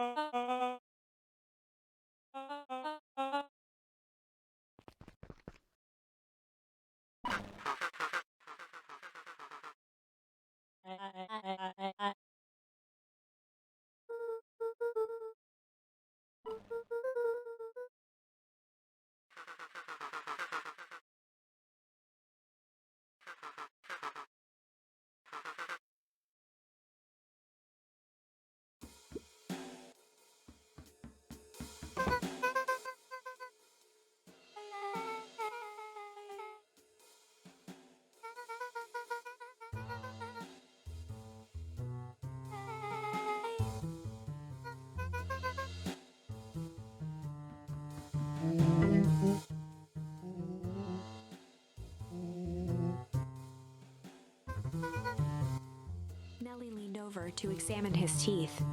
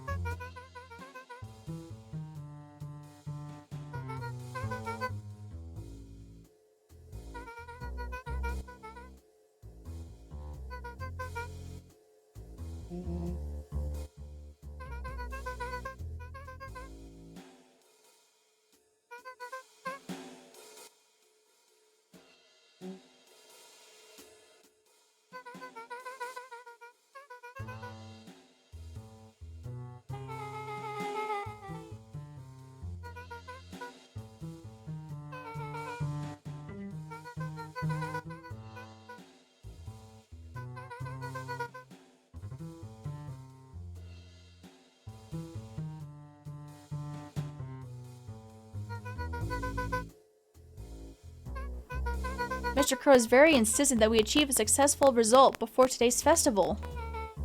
But you didn't, right? Nellie sighed. You know how much I love a good puzzle. I poured myself into the problem. It wasn't long until I discovered oddities in Dr. Prescott's notes. Oddities? They contained obvious errors, mistakes that someone of his reputation would never make. So I fixed them and now I get to replace my entire wardrobe. I really am truly sorry. Man, those clothes were all hand-me-downs anyway. It was like Dr. Prescott figured out, got cold feet, and intentionally sabotaged his own work. I had considered that possibility. I sent a letter asking him to clarify his thinking. Mom, Dr. Prescott is dead. Kerr had him killed. What? I overheard them talking about it on the radio. That's why we gotta get you out of here. And just... like, now. Wait, the file. I finally solved the chemical equation allowing direct control of aging. Mr. Kerr picked it up just before you came. All the more reason we gotta hightail it. Luca, we've got Dr. Modwell heading your way now. Roger that, be careful. Alright, everything's on track. And what is your plan for escape? We'll go over everything when they get here. In the meantime, maybe we can dig up some more info. Malice 80 proof whiskey. A hard drink for a hard man. Wow, even his alcohol is arrogant. Solomon muttered inaudibly. I should just smother you right now. What's that? I said I shouldn't bother you right now. Don't be silly, no bother at all. Like, the game's not even pretending that's not sharper because we already know as the player. It's just funny. I'm really sorry you got dragged into this mess, Solomon. You needn't worry about me. Well, I feel bad either way. We're gonna get you out of this, I promise. A subtle, quivering lip. A smile crawled across Solomon's face. Let's see what else this bad boy has on it. Security system. Time card logs. Payroll. You know, for being so evil, this guy sure is boring. Solomon once again muttered under his breath. Just you wait. Huh? Oh, nothing. Luca tugged on each of the cabinets. Dang, this would be the good stuff. They're all locked. Perhaps he's not as careless as you suspected. I love the books in the chair because he's so short. It's actually a cute detail. It looks like the founder was helping Kerr plan the festival. Why would such a secretive leader be obsessed with a party? Only time will tell. Luca held his hand up to the ashtray. Still warm. He must have been here recently. You smoke in that tiny baby body? From the hallway. Lock it, lock it. Locked. That was close. When we left Nellie's office, it was swarming with clipboards. We barely got away. Did they follow you? Rolo. Before we start tossing blame around. Is it possible someone ordered a pizza? We'd love to hear your thoughts. Definitely not pizza. What now? Don't look at me. I'm officially retiring from the heisting business. We're so sorry for the inconvenience. We just have a few quick questions. Just let me think. Can someone watch the door? Of course. Everyone else huddled up. Oops. I think his little caper has gone on long enough. Solomon, no! Hush now, child. The adults are speaking.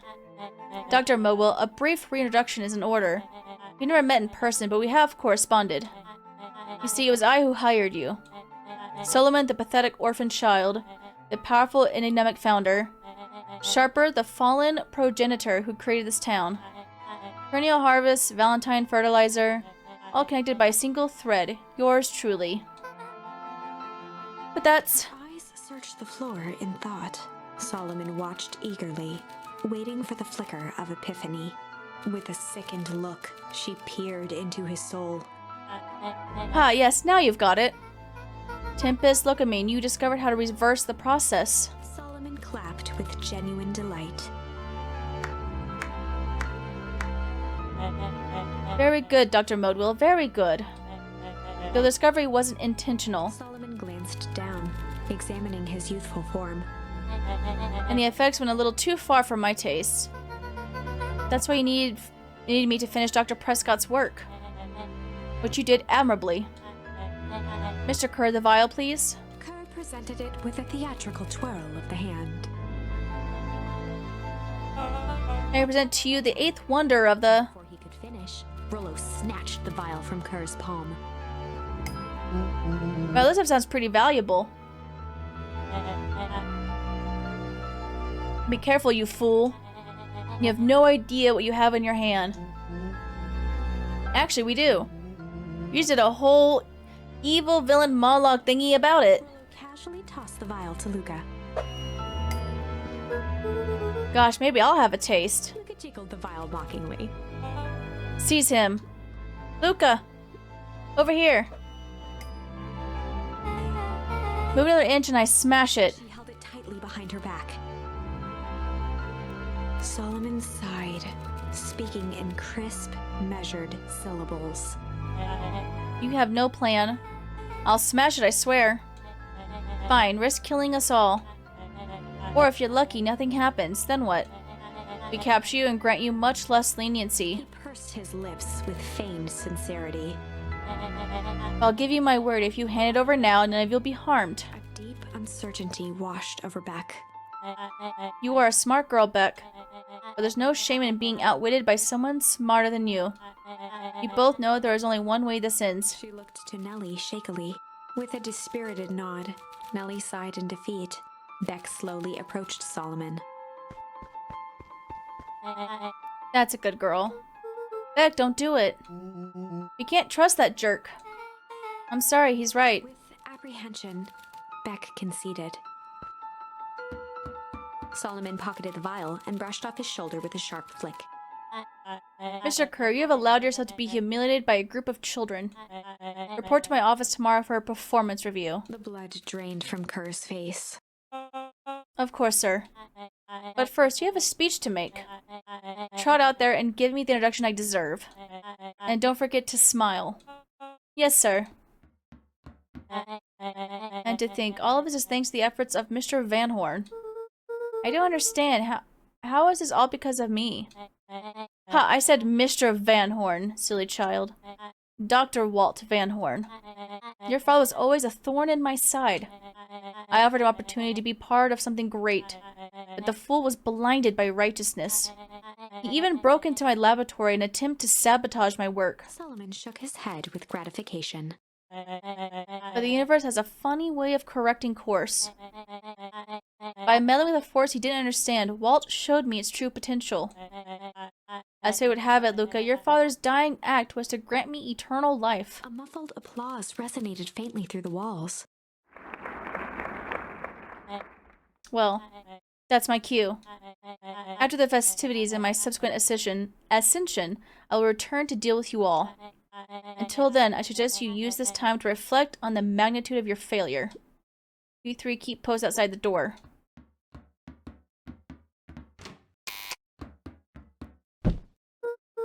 Oh crap. I can't believe Beck spills out like that. I'm not sure she had any other choice. So what now? What's the plan? I don't have one. Of course you do. You always have a plan. Rollo. You just need some time. Rolo, it's over. We lost. Nellie was staring at the floor, deep in thought. Sorry, Luca. Give me a minute to calm my mind. Yeah, you destroyed the world, girl. Hey. I'm sorry, Luca. I did what I had to do. I know, it's just, we were so close. I got a feeling that eventually someone will get what's coming to him. Time wounds all heals. Well, this time seems like less of an issue for him now. Alright. Luca, there's something you should know. After Mr. Kerr locked me in that office, I had nothing but time and curiosity. I poked around a bit, hoping to find a means of escape, but I found something else. A note hidden in a false drawer. What sort of note? Dr. Prescott must have sensed his time at Perennial Harvest was growing short, so he left behind a letter with the hope it would be found by his successor. It was a confession of sorts. He left it for me, but its contents... Look, I think they are meant for you. Why? What did it say? It was about an incident with your mother. Dr. Prescott found her in his lab with a stolen keycard. There was an accident. They had been exposed to extreme amounts of tempest ligocamin. I can't pronounce that. From Luca's face. Is she? She survived. Dr. Prescott decided to help her recover. He no longer trusted Perennial Harvest, so he kept her whereabouts a secret. Over time, your mother led him to reconsider the purpose of scientific discovery. Science is often at the vanguard of change, but that doesn't mean it's always right. He realized that no one should have control over something as powerful as time itself. I now believe that's why he began to intentionally sabotage his own work. And it cost him his life. That's a reasonable conclusion. Luca was overwhelmed with emotion. But if she's alive, where has she been? Where is she now? A sudden explosion sounded from the hull. Chapter 8. Comeuppance. Ears still ringing, Gran picked herself up off the ground. Through the dust and smoke, she looked over to see Mrs. Fratelli helping Hiram Tolliver to his feet. She'd had to beg, borrow, and steal to acquire those explosives. How many nights had she spent visualizing how she'd use them to make things right? And now, her one shot at destroying the source, that damned hole that swallowed so much of her life, was gone. Traded for this jagged hole in a wall and a foolhardy shot at rescuing Rollo. With Fratelli and Tolliver at her side, Aww. she stepped through. It's nice that she It was a strange gave that up for feeling. Rollo. The last time she'd stalked this maze of hallways, it was in a different body. They quickly rounded a corner to find a group of clipboards guarding a door. Something worth guarding is probably something worth seeing. She leapt forward, brandishing her cane. If her last chance at vengeance for things lost was truly gone, she would just have to fight to keep what she still had.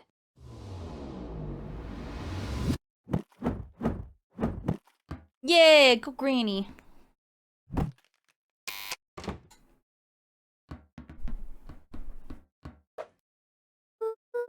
Gran, what are you doing here? Luca, what are you doing here? We're here to save Nellie. We're here to save Rollo. Hi, Mrs. Lucas, Gran. That's awful nice of you, but I'm fine. Oh no, what did they... Gran, there's no time to explain. We have to go now. Come on, everyone, we got a party to crash. They made their way out from deep within Perennial Harvest, just as Solomon finished up his speech. Thankfully, we can dispense with the formalities from here on out. Solomon pulled a glass vial from his pocket. We've got to stop him. In one smooth motion, he downed its contents. A triumphant smile grew across Solomon's lips. No. Well, I guess that's it. We lost. I wouldn't be so sure about that. With a mischievous look, Beck elbowed Luca. Remember when I had the vial behind my back? I might have tweaked his Wonder Potion with a little... junk? I might have tweaked his Wonder Potion with a little junk. Can we see the look on his face when he realized he drank his own cigar ash? How did the ashes get in the vial? It's pretty easy to mess with the vial when it's behind my back. Oh, that's sneaky. Well, it's a bad habit anyways. Pa always said bad habits are like 50-yard field goals. Huh? Hard to kick. You can all call me Sharper Valentine. His body and face began to contort and expand as he disappeared into a belching green mist.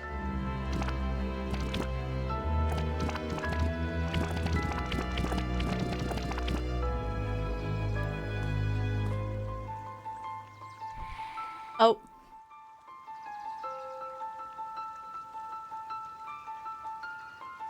Well, that was one way to kick a bad habit.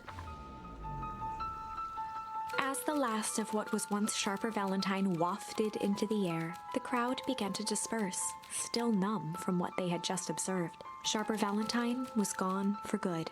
His end would be a new beginning for Beacon Pines. A new chance to let go of the things they had lost and grab hold of a new future. The end. Well, I'd be lying if I said that wasn't a bit gratifying. If that feels to you like a good note to end on, I won't stand in your way. So we've done everything else, right? Yeah, I think that's the only thing we have left. It's just exploring the vial. Let's do change. I might have tweaked his wonder potion with a little change. Like pocket change? Your unlucky penny. Oh, I plopped in the vial when no one was looking. What's that going to do? No idea. That's the beauty of science. Now we observe. You can all call me Sharper Valentine. His body and face began to contort and expand as he disappeared into a belching green mist.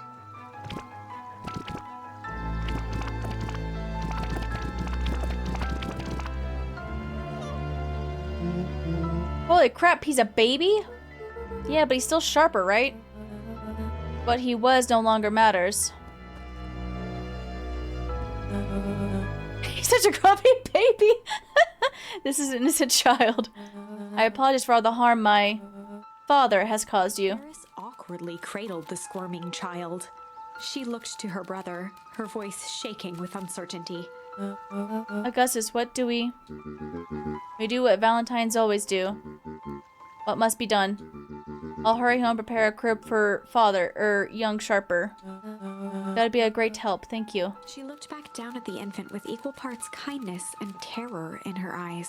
With a shake of her head, Eris addressed the crowd with a stern scowl. Okay, everyone, the show is over. You may leave now. Epilogue.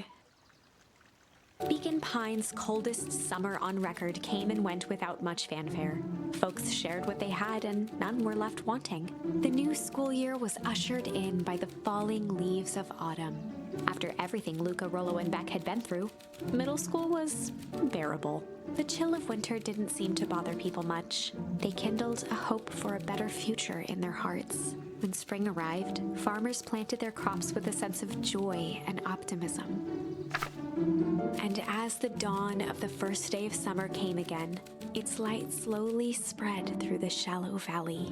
It crept over the town square, across the river, past the neglected welcome sign, and came to rest on a young boy sleeping at dawn, his mind at peace, knowing he is here for a reason. Did they fix Rollo?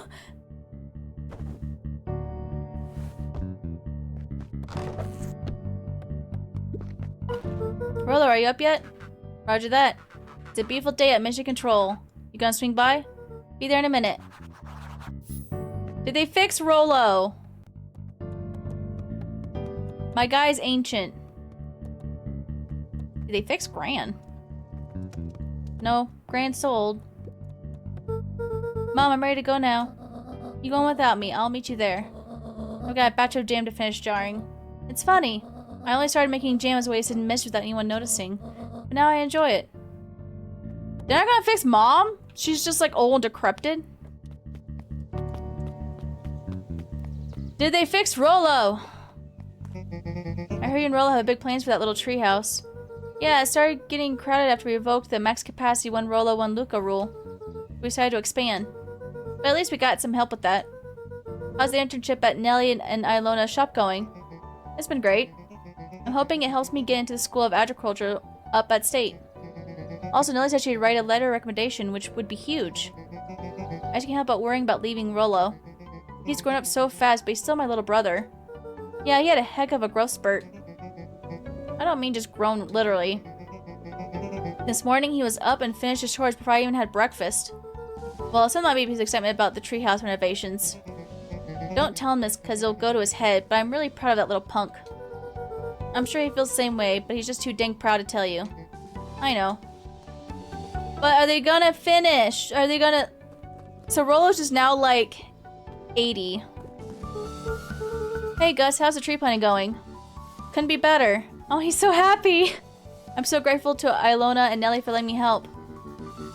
I just wasn't built to be a mayor. Too much bureaucracy. Gus, we finished cleaning up the sidewalks. What's next? Perennial harvest collapsed. Most of the clipboards skipped town. But some stuck around and dedicated themselves to making things right. Anyone with a knack for art can help paint the new offices. You can count on us. Well, it looks like you really found your calling. Never really felt comfortable telling people what to do. Now this right here is something I can be proud of. Ah, good for you, man. How's the napping this morning? The most underrated part of a good nap is the view. So the view's getting greener every day. Nice. I see you decided on a name. Yep, we had to clear out all the old stuff before putting on the final touch. Slow and Dirty Harvest is now official. I like it. And it was actually Nellie's idea. There's still a lot of work to do, and the name serves as a reminder. Just because progress is important doesn't mean change should happen fast. In fact, I've learned that the more you care about something, the more important it is to take things slow. Our motto is, go slow and fix things. Amen to that. Alright, old man pig agrees. Can I go this way? Oh, no, okay.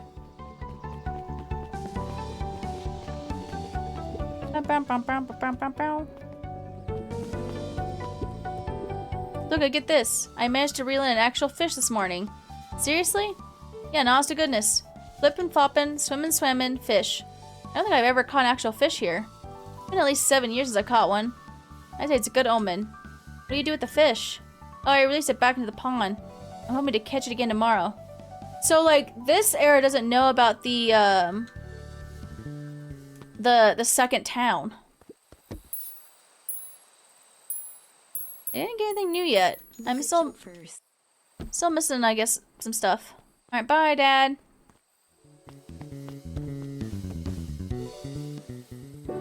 A little higher. Yep. A little lower. Yep. A little higher. Yep. I'm telling ya, the angle isn't the issue. We need more power to the radio. Look, there you are. Would you mind telling him it's not the angle? Hey, I'm not in charge of the antenna redesign. Fine, Iggy, just don't do anything drastic until we get back. Who, me? Tish, you're in charge while I'm gone. Yup. You'll be fine, right? You'll be fine. If we want mission control to turn into something bigger and better, we have to loosen our grip a bit. You're right. Lead the way. You guys good? Alright, bye. So, like, this is probably the canon ending. Like, there's still one more option we didn't choose for the vial, but I'm sure this is, like, the canon. You're such a grumpy baby. I love it so much. Young Mr. Van Horn. How's little Solomon or Sharper doing? Young Sharper seems to enjoy nature more than I. As we do a lot of strolling these days. Has he, you know, attempted to crawl out of his crib and plot world domination? Yeah. Thankfully, no. I spoke at length with Dr. Modwell, and she feels that Sharper's infant mind was not developed enough to retain his previous memories. For all intents and purposes, this child is unmolded clay. Let's hope he's a little nicer the second time around. That is the objective, yes. But really, all I can do is try and hope. 2 activities I am endeavoring to find less distasteful. Well, I think you're doing a great job. And the whole town is ready to help out however we can. I can't wait to teach him to throw a baseball. Did her best to ignore the tears welling in her eyes. That would be acceptable. Aw, that's sweet. He looked to his friends with a thankful smile. After everything that could have gone wrong, everything that did go wrong, he made it.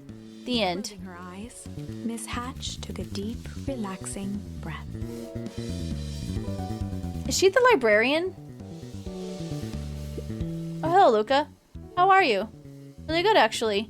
That's wonderful. Did I miss anything? Oh, I think you're pretty much up to speed.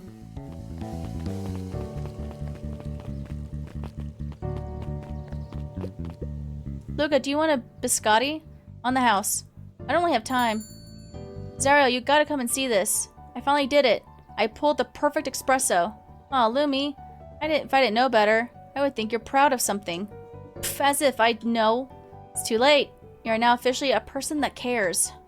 Aha, what a loser.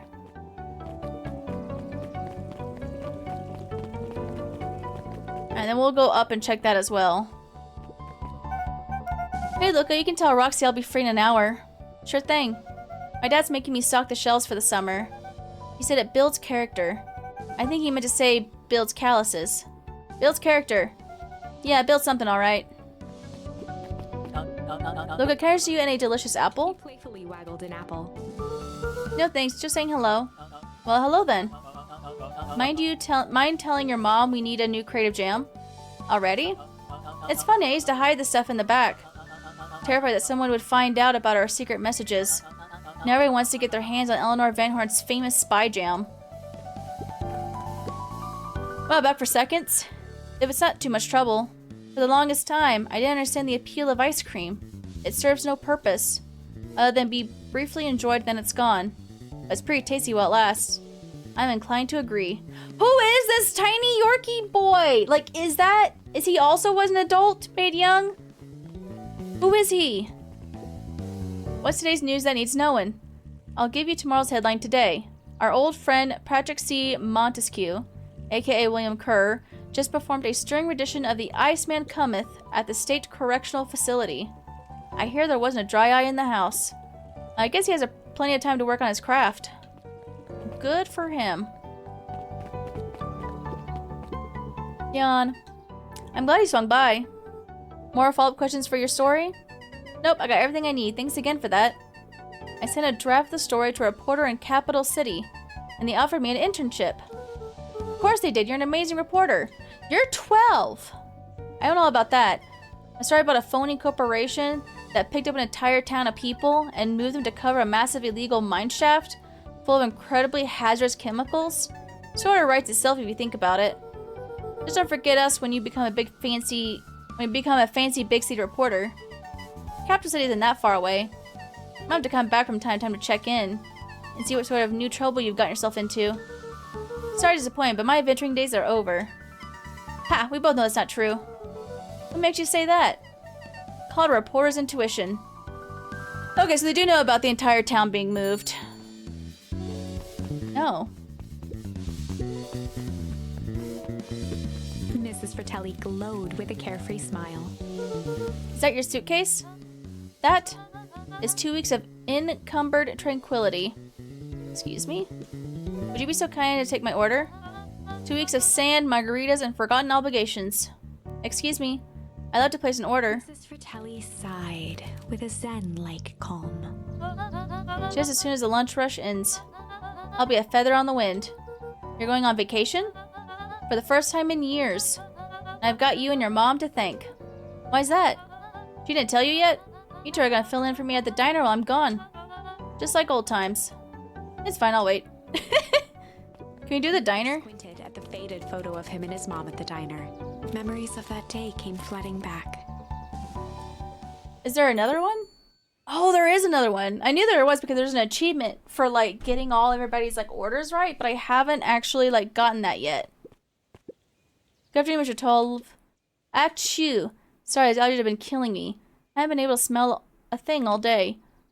I almost sold Miss Hatch a gallon of spoiled milk this morning. Got anything to help to clear out the darn sinuses? Whatever it takes, I'll be able to smell again.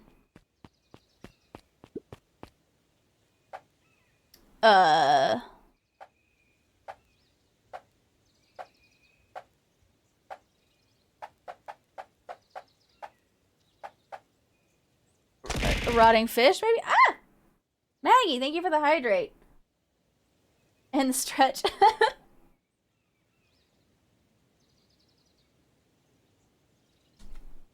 Ugh. Probably chili? What's good for clearing out the senses? I feel like raw fish and peppers. I call this one a cod for the common cold. Oh man, oh my, that's spicy. And stinky. I'm sorry, I'll try again. No, do you see what this means? I can smell again. Looks like your father isn't the only doctor in the family. Ew, gross. Chili? I put the chili peppers. Hey, Mrs. Hatch, what can I get you? Oh, I'm not terribly hungry. Something snack size if you could. I think they're like the tiny little patties. Adorable. Something small. So probably just like a little bit of mustard. I call it the novella. Lovely. I guess that's good. I have a coupon here for 1 free burger. What'll it be? Well, I have a lot of mouths to feed, so give me the biggest burger you have. You must eat a lot, huh? You have no idea. And throw some lettuce on top. Girl, you cheating. Delicious. Yeah, I am a chef. I am a chef. I think that one's it. 1 thing of lettuce. Perfect. I call it the too much is never enough. This should keep them at bay. Thank you. If it isn't little Luca. Hi, Uncle Nuncreed. How come you haven't been in the house lately? Well, your dad and I had a little disagreement is all. How's he doing? Has he mentioned me? Not really. He's been busy lately. Sometimes he doesn't come home from work before bedtime. Is that so? Well, tell him I'm thinking of him. You seem sad. Nonsense. What can I get you for lunch?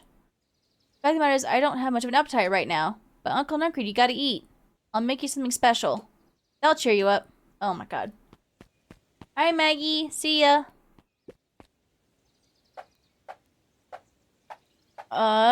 Maybe a simple burger?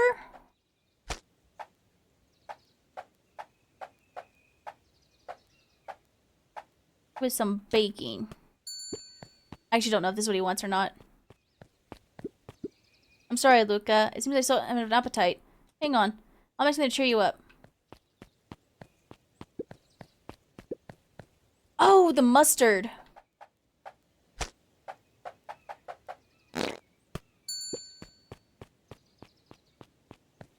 No, out of my way. I call it the cheers looking at you, kid. 1 burger with a side of good vibes. Oh, look at you, sweet boy. Creed reached down and patted Luca's shoulder with an enormous hand. You got a lot of your daddy in you, don't you? I guess so. Run along, I'll do my best to clean my plate. This just in. Last chance diner overrun by gremlins. I'm not a gremlin, I'm Luca. Mr. Wilder adjusted his monocle jokingly. I stand corrected. In that case, would you believe I have a craving for a burger? You've come to the right place. Indeed, I'll have a nice, juicy burger topped with onion. I can do that, that's easy. Thanks for telling me exactly what you want. Instead of making me guess like some of these other chuds.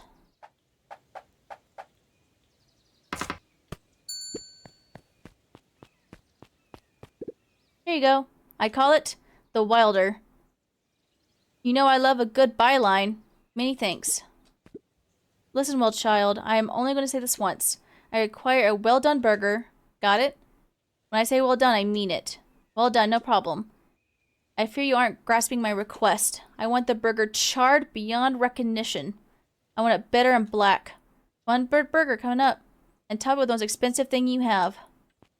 Ew. Burnt burger with caviar? This bitch nasty.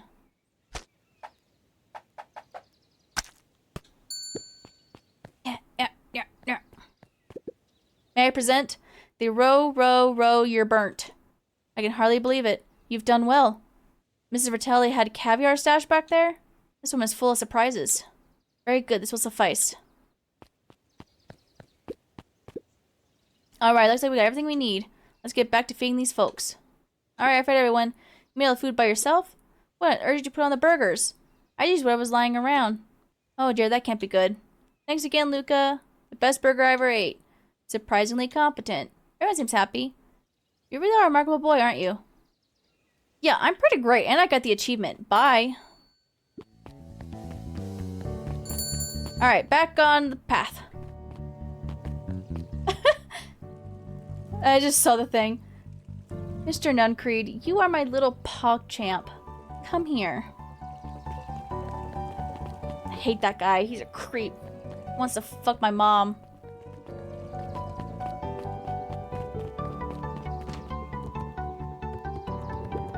Over the school year, Kato and Bert had become close friends. But did you know that when they covered up the source, they found a new species of fungus? Yep, and they are studying it in the new labs. Did you know that? Bacon Pines is now the smallest town in the county? Yep, close to the population before perennial harvest moved in. It typically went on like this for quite some time. Nerds. I can't believe it's over. Yeah, the town's really starting to turn a new leaf. The town, I was talking about Hank Atomic. I just finished the last issue. How was it? It's great as always. Hank finally returned to Earth. But I just feel weird now. Weird can be cool. It just means you're ready for something new. Any suggestions? You could ask Miss Match about what she's always reading. She seems to really enjoy it. Huh, maybe I'll do that. Look at this nerd up here. No, I'm stuck on a chair. Come here, girl. Luca peeked over Piper's shoulder. Laid stealthily inside a large volume of mathematics was the first issue of Hank Atomic. Piper, are you reading Hank Atomic? Do you mind not telling anyone? I've kind of got a reputation to uphold. Oh, it's nothing to be ashamed of. Just about every kid in town reads Hank Atomic. Honestly, I'm excited for you. What I'd give to start over fresh. To experience it again for the first time. I guess that's the downside of finishing something nice. At least now I can enjoy it again through you. Promise to tell me about it. Promise to tell me about it as you go? Sure thing. Alright, bye. We're gonna talk to Mr. Nuncreed over here. Hiya, Mr. Nuncreed. I'm gonna go see my dad in a bit. Did you want to come with? Even after everything I did, you'd still... Mr. Nuncreed shook his head. You really are your father's son, aren't you? I don't think I'm ready for that yet. Well, you're always invited. I bet he'd love to hear from you. I'll visit Walt in my own time. You run along now. Bye! With perennial harvest gone, the transportation tubes were left unused. Come one, come all. No one is too big, no one is too small. For Jeff's wild ride. Maybe not completely unused. Just one piece of candy. For the ride of your life. Who's next? But how do they get back? They're just gone. Guess what? Here's where I saw a Dianthus tiatus. And that's good? It's great. I haven't spotted one of those in years. At this rate, Beacon Pines is gonna become the bug capital of the county. So it was like, I guess it was like too cold. And that was happening.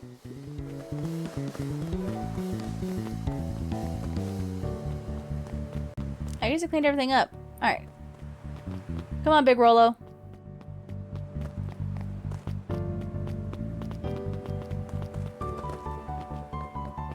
There's Beck.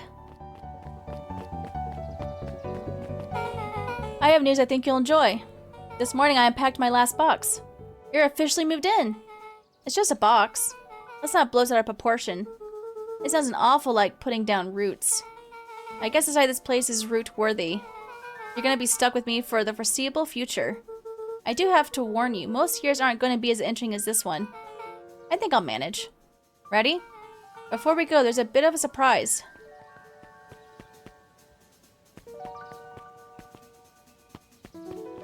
That's a red tree. My mom's prepared this tree especially for you. They didn't have to do that. It wasn't just them. Look what the whole town pitched in. We all owe you. It should do okay in the cold of old Beacon Pines, and thrive as things warm up. That's perfect. Oh, we're gonna plant the tree. Come on, losers.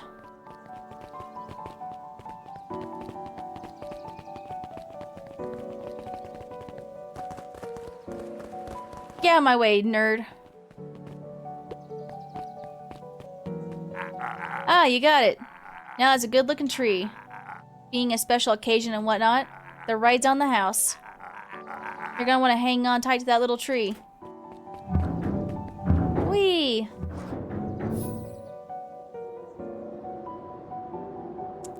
It's still winter here. I think this is it. The end I've been waiting for. Honestly, I'd begun to lose hope of ever finding it. But then you came along. Yeah, I'm pretty great.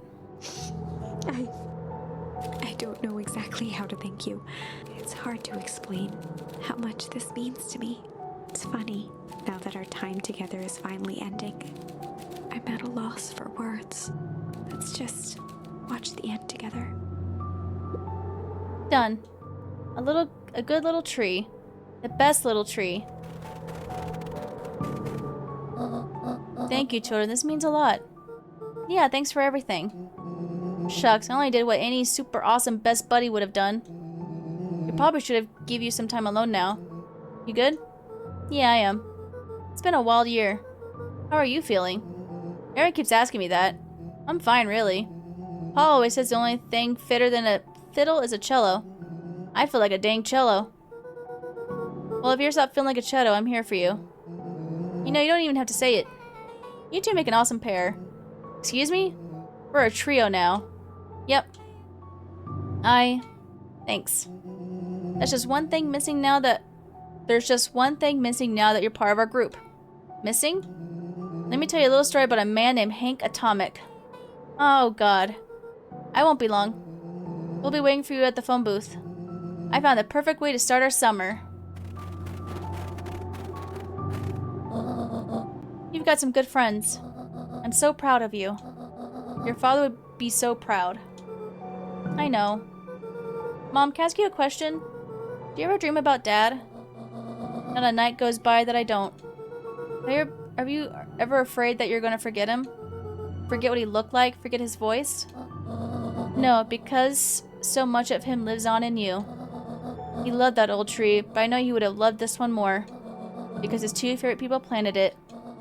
I'll give you two a moment.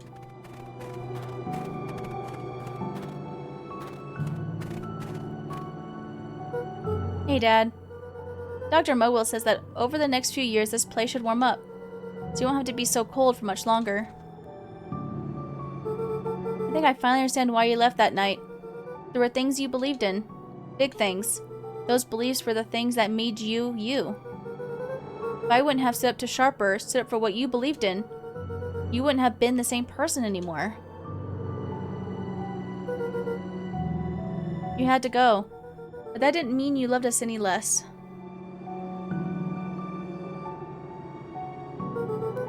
I might not visit you as much as I used to.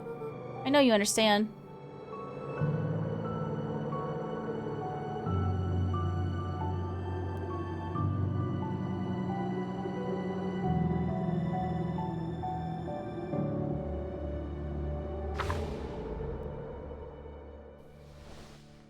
Oh, we're done.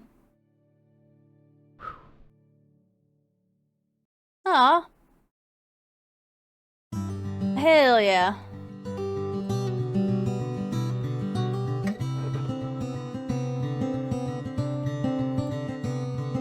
So I've played this before like 2 years ago. This is my second playthrough, and it's still just as good as I remember it being. I liked it a lot. It's very sweet.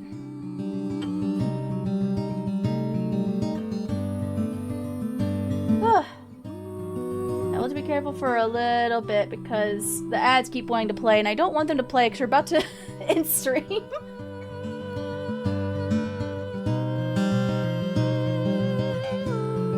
No, Maria, up in this tab, the game ends. Yep, we are at the end.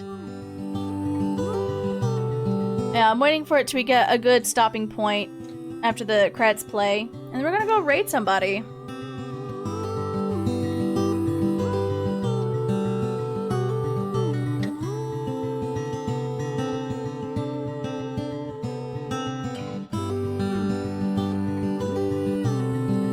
But yeah, we finish the game.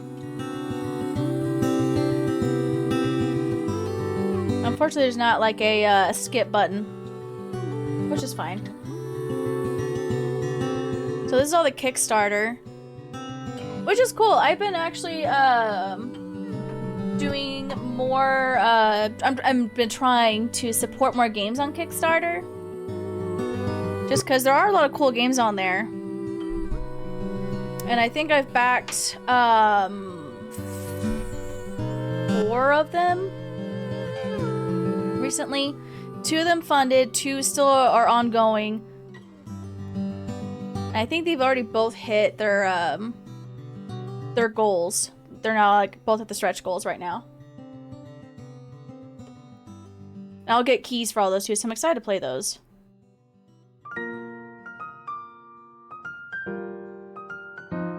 I don't mind doing like Kickstarter stuff if it's like at a decent enough price.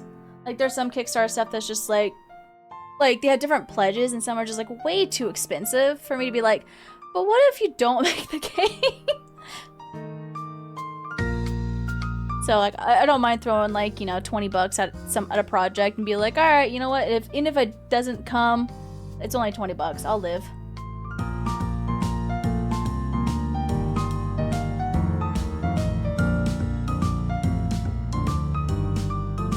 There's a lot of backers. That's also be exciting because some of these projects you'll see my name. You'll see Ghoulie in these credits. Which gets lost, but you know. Don't you get the money back when they don't reach the goal? You get the money back if they reach the goal, but if they reach the goal and then they take your money, but then if they just don't make it, that's usually not the case, but there has been cases of people doing like scams through it where they'll do a Kickstarter, take your money, and then not do what they're supposed to do with it.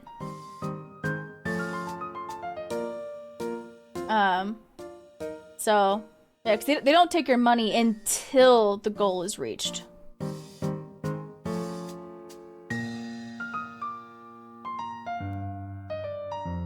So, but again, that's why I only throw like 20 bucks. I don't really care about getting merch or things like that. Sometimes they offer, or it's like, have your own character in here. And it's like, I'm not paying $500 just to have Ghoulie in there. Let's go.